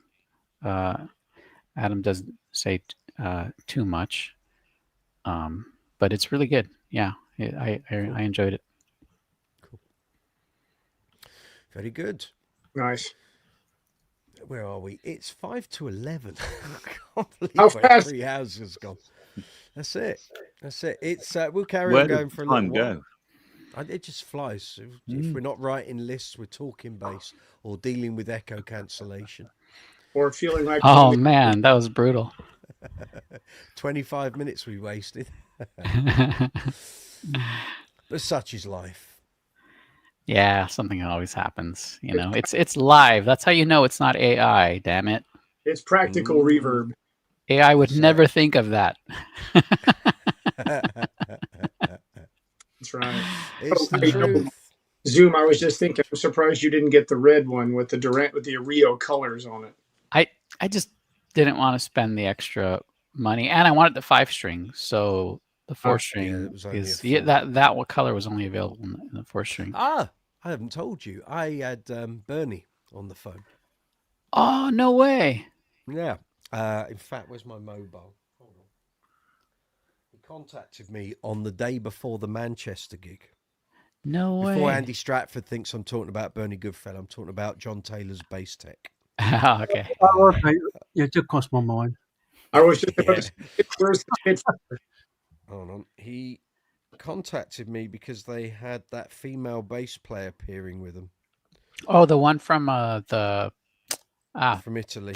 The one that appeared on the album, or kind of appeared on the album. Yeah. I was out walking the dog, as you do, and this message just popped in. So it's the day before Duran Duran playing at Manchester. He says, Mike, how are you? I have a question. Would you know anyone in or, like literally, would you know anyone in or around Manchester with a black Dan Electro Longhorn bass to rent? Specific. Wow, yeah, that is very specific. There's not a All lot the of grey things, area there. yeah. Well, I might know someone with a tartan one, but no. I said, hey, yeah. So I said, Andy Baxter in Leeds might be able to help. I said, there's guitar in Birmingham.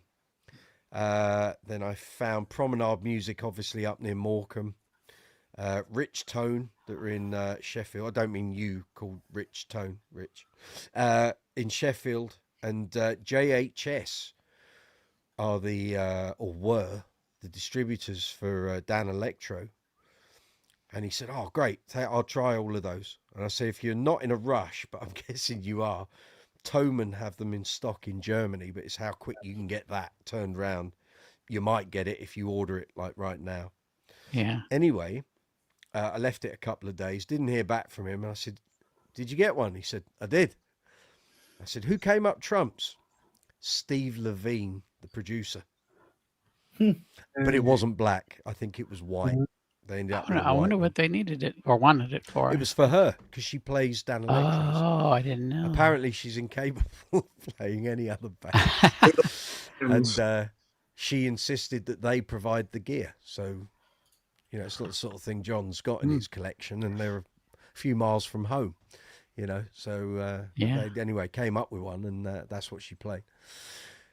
Speaking of Bernie, I have a friend who is also his friend, and he said that he pretty much confirmed with him that John was using DR lowriders, which is pretty cool because I love DR strings. But do we know any better, or does that sound plausible? I think that's very plausible because I think last time I read or saw anything about strings, he was trying DRs. Okay. Now Yeah, I could I think he's ask. stuck with it. My contact at DR is the ex-CEO of Aguilar, so I could certainly ask him. Dave Boonshoff. No, Dave Aguilar. Dave Boonshoff now grows garlic and enjoys the quiet life. Yes, he does. Grows garlic, really? Yeah, he's a garlic. Oh my God! Enjoying putting his feet up. He must attend the Gilroy Garlic Festival in Northern California. Possibly. I think he's still sort of out of New York, but in New York State. I think he's up there with Ned Steinberger and Michael Fishing and having a go, and Stuart Spector. Enjoying their sort of semi-retirements. Oh yes, but yes, I can ask Dave Avenius, and I'm sure he'll tell me if that's what Mr. T's that might be fun to know. Yeah.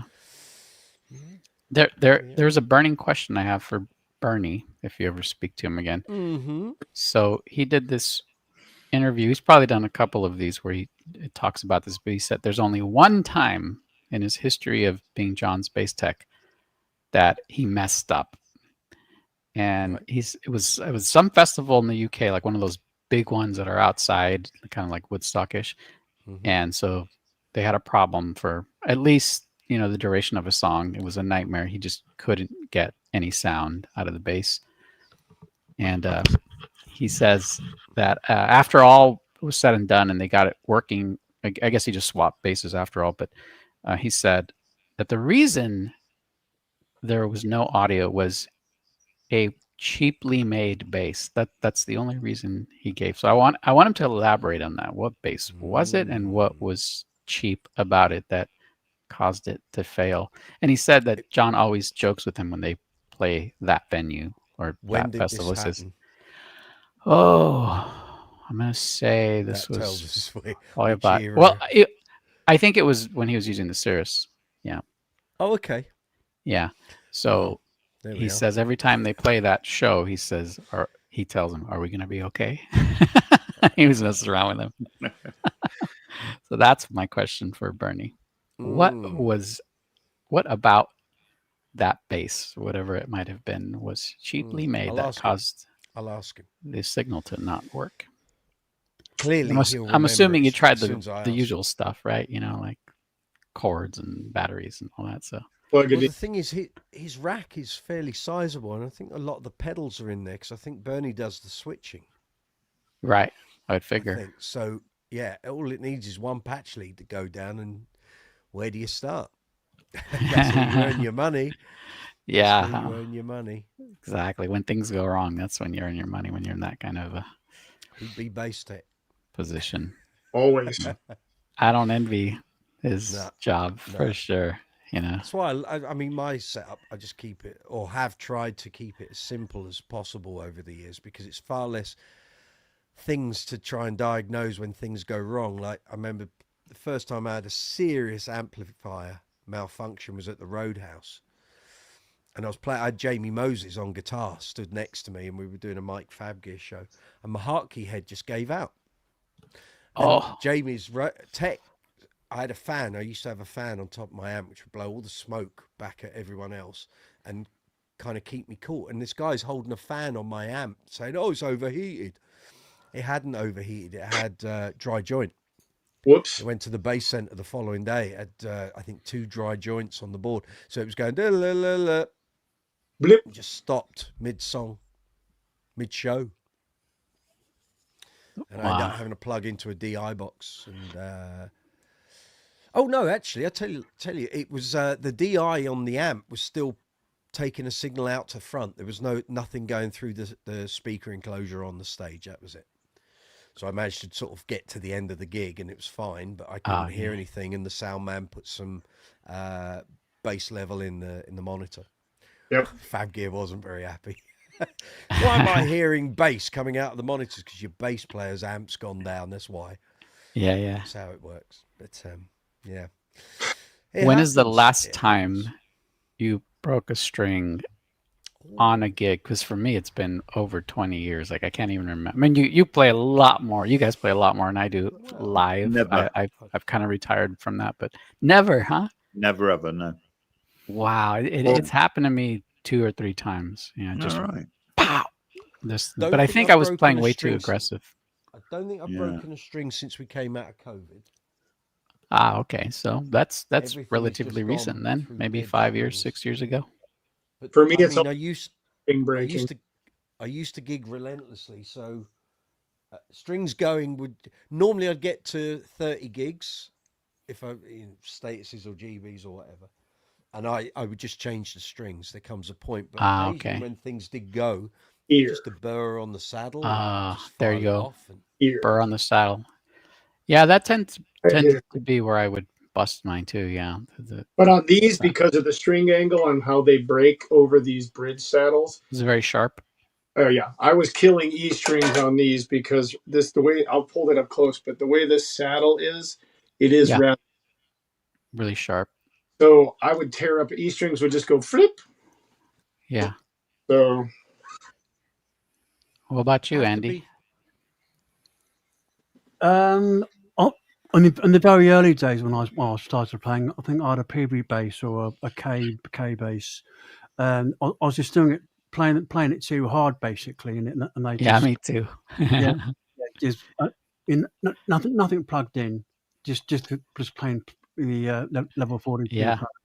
kind of hard as I could. And I just went. And then that's when I'd really bad psoriasis. Then and I'd blood kind of dripping Oh, down. Yeah, because I was doing it too hard. you get too much. Yeah. For Yeah, me, it was, I blame Flea. I was trying to beat Flea. exactly. Yeah, Yeah, I was like, "Pakatak, pakatak, pakatak, pakatak." Ow! that's There goes my G string. though. to tip you anymore. Since though, so I'm good. Can't actually remember. Maybe around about like 2015, 2016. And I'd guess it would probably be on the Empathy. Mm. And just had got to the point where the strings needed changing and I didn't do it. Yeah. When Need a to gig change too anyway. far. Yeah. And they just snap over the bridge. And if there's a burr, you just get the file out, smooth it all off, and then Yeah, it yeah. doesn't happen again. But I don't actually think I've snapped a string. Yeah. Well, Lord, no. I did 73 shows with the Empathy with one set, and they didn't snap. That's pretty awesome. It's So, brilliant, that is, yeah. You know, got but I your don't money's think worth. I've snapped a string. For sure. Yeah, £20 set of strings. That's not bad. I Heck think yeah. came out at 18 pence a show. That's Something okay. like that. Take. You know, it's not bad going. But I do not think I've snapped a string since we came out of COVID.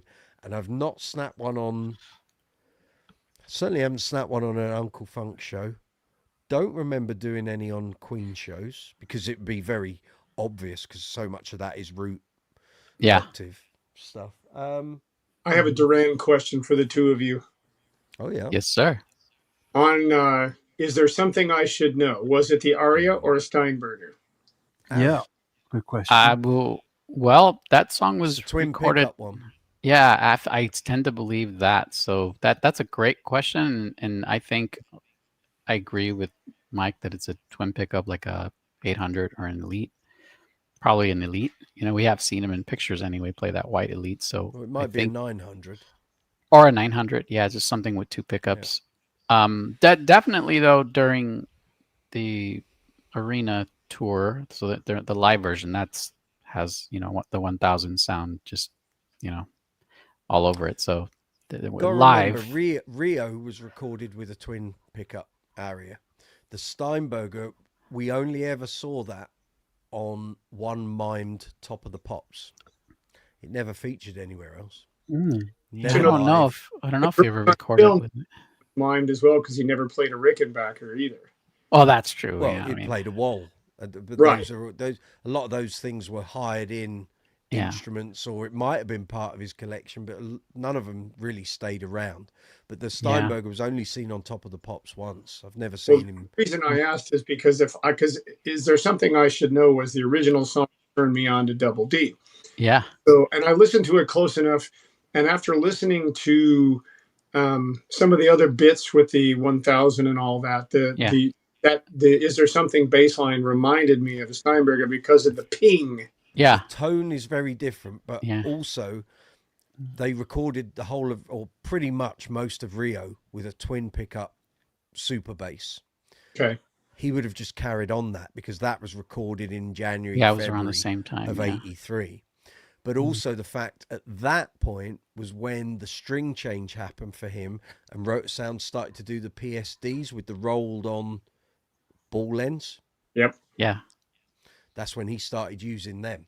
So that would sound different because you've got that piano core. So you get that twangier tone as opposed to the ballsier swing bass tone that he would have had before. Yeah, because I mean the Steinberger, the little boat paddles that I call them, the little, hi, we're playing a little box. Yeah, I've never heard mention that he used that in the studio. The only time he used a Steinberger and it was recorded would have been in 93, 94. Yeah, and that was the one that had wings. That's the white one, yeah. Yeah, the white one with wings. Which everyone goes, that's a Kabiki. No, it's the Steinberger. No, it's not. Yeah, I could see how they could kind of, And the confusing thing about all that, Jamie, too, is that that particular song, is there something I should know, was released, or I should say re-released on the first album, but it was Right. actually recorded with. Actually, I no, Mike, on the deluxe Seven and the Ragged Tiger that they put out, I don't know, a couple years ago. It's on that. Isn't that crazy? This is all, well, it's like when you guys got the first album was in 83. Well, Yep. the first album came out Yeah. in 81. Well, I've got a copy of the CD, which has got Is There Something I Should Know is track 5. To the Right. Shore isn't on there. Is right. They swapped those two out. They swapped those two out. But Yeah. I think then they're sort of like almost insinuating that Is There Something I Should Know was recorded with the Seven and the Ragged Tiger bunch. It was basically, they had, in America, you had to tie it in. So as the band's profile was increasing because of the tracks on Rio, they then re-released the first album because it hadn't done anything first time, and Right. threw on What's the Latest Hit. Oh, Is There Something I Should Know? Because when did that hit the charts as a single over there? Would it have been late 83? 83. Because we had it like 6 months before you, because you hadn't even had Hungry Like the Wolf at that point. no. So that's actually, I mean, because long before Seven and the Ragged Tiger, and really, I mean, Rio exploded, of course, but I mean, Is There Something I Should Know stayed on the charts for quite a while before we got Rio and Hungry Like the Wolf and Save a Prayer and all that. No. I think you're getting that mixed up, aren't you? Because Rio got remixed by Dave Kirschenbaum, and you got Hungry Like the Wolf and Rio. I think you then got Is There Something I Should Know, and then you got Save a Prayer after that when they were on tour. I think didn't that go to number 1 while they were on the arena tour? Well, the first song I remember hearing was Is There Something I Should Know? Tell you what, right, here we go. Let's just talk sense here, right? I just looked it up, at least on Wikipedia, and Is There Something I Should Know was released in the U.S. in May of 1983. There we go. So about 3 months after we had it. And it's recorded at Tony Visconti's Good Art Studios in Soho. Let's see here. Oh, it's not breaking it down, is it? It's interesting because I knew that the first record had come out in UK in 81, but I didn't get to hear it. I mean, obviously, but hearing it on the radio, on the hit radio and all that, top 40 and all that. Is There Something I Should Know popped up quite fast, and then Rio and everything later. Yeah, that's kind of the way I remember it. And I also have a very vivid memory of this. I talk about this. I have a whole video dedicated to this on my channel, Jamie, but I want to tell you right here, that was the song that made me want to play bass. I shared a room with my brother, and he was already a big Duran Duran fan, and I heard that bass line, just that simple dun dun dun dun dun dun dun dun, and I said, "What is that? I want to do what that instrument is doing. I want to feel what that is, and that's what got me into bass, was that song." Yeah, see, I'd already been playing bass because I was doing this. So I was doing this. I was doing this too, but I mean, I was putting this down and doing this. Yeah. So, but for me, it was a summer camp thing because I was a camp counselor, and every day on the bus riding to the camp, they'd play the hit radio, and I'd hear it once an hour. So it got drilled into my head. Yeah. Whole bus full of campers who were singing the song because they knew it, because you'd hear it of every hour, Oh, it's a great song too. Oh, I agree. Yeah. That's why I asked, because to me, the sound of that reminded me of a Steinberger. It does sound different to like the other single pickup area stuff to me. It's one of those records that sounds unlike the 2 albums that are on either side of it. Very true. Right. You're right. Because it was recorded as a one-off single. Yeah. There we go. I'm just looking. And Girls on Film sounds like the 1000 to me. Oh, well, it is, but it's not. That's the 600 or the 700. So I'm in the right ballpark. Yeah, but it's the passive version, you could say. But the problem with that comparison is that the 600 and the 700 uses a P sensing pattern, so it's actually a reverse P. Yeah. Whereas the 1000s are, full humbuckers, but they're in the exact same place. Obviously, all the other combos are the same in terms of the wood and the bridge and all that. So they tend to sound very similar. Although if you put that 600 or 700 in the parallel position, it gets pretty bright, like way brighter than a 1000. But so I'm assuming he didn't use it in that bright position. Here we go. So I'm in the very sad Duran, it's not sad, duranduranfandom.com wiki. Oh no, the fandom. Yes. The wiki. Yes, I reference it all the time. There you go. You wrote it. Yeah, sure. Remember, you grew up. I always preface it by saying, according to the fandom. Yeah, quite right. So it says here, we know this. So Hungry Like the Wolf was released in 4th of May, 82 in the UK, 3rd of December on its US re-release. Okay, I'm just working out the timeline here because they did start to jump around on the singles. Yeah. And Save a Prayer came out here in August 82. Okay. It's not saying when it came out in the US, but I'm sure it was mid-tour because it went to number 1. Chart positions, here we go. Lads, I have to jump. Okay, dude. I'll leave Thank you very much for your time. Conversations until next time. Yeah. All right, man. Yeah, Cheers. Me and Zoomer will do this video ourselves. Cheers, Jamie. You guys. Thank you. Take it Later, easy, man. Cheerio. Rock on. Bye. Yes, we'll do this another. We could bore people witless with this, mate. But yeah, they jumped around on single releases until they got to Arena, and then it's sort of made.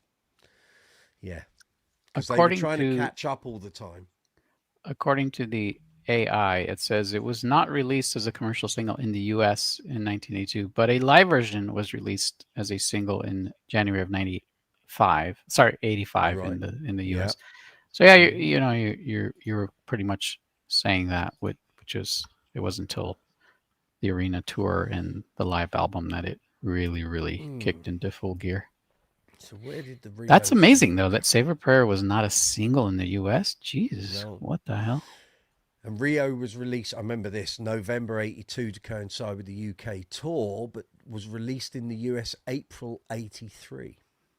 So you were getting all these singles in they were crossing albums and so there was no consistency there. I do remember this fun fact. It got there was one song that prevented it from reaching number 1 in the US, and that was Eye of the Tiger. They couldn't get past Eye of the Tiger. So or else it would have been on number 1. Oh well.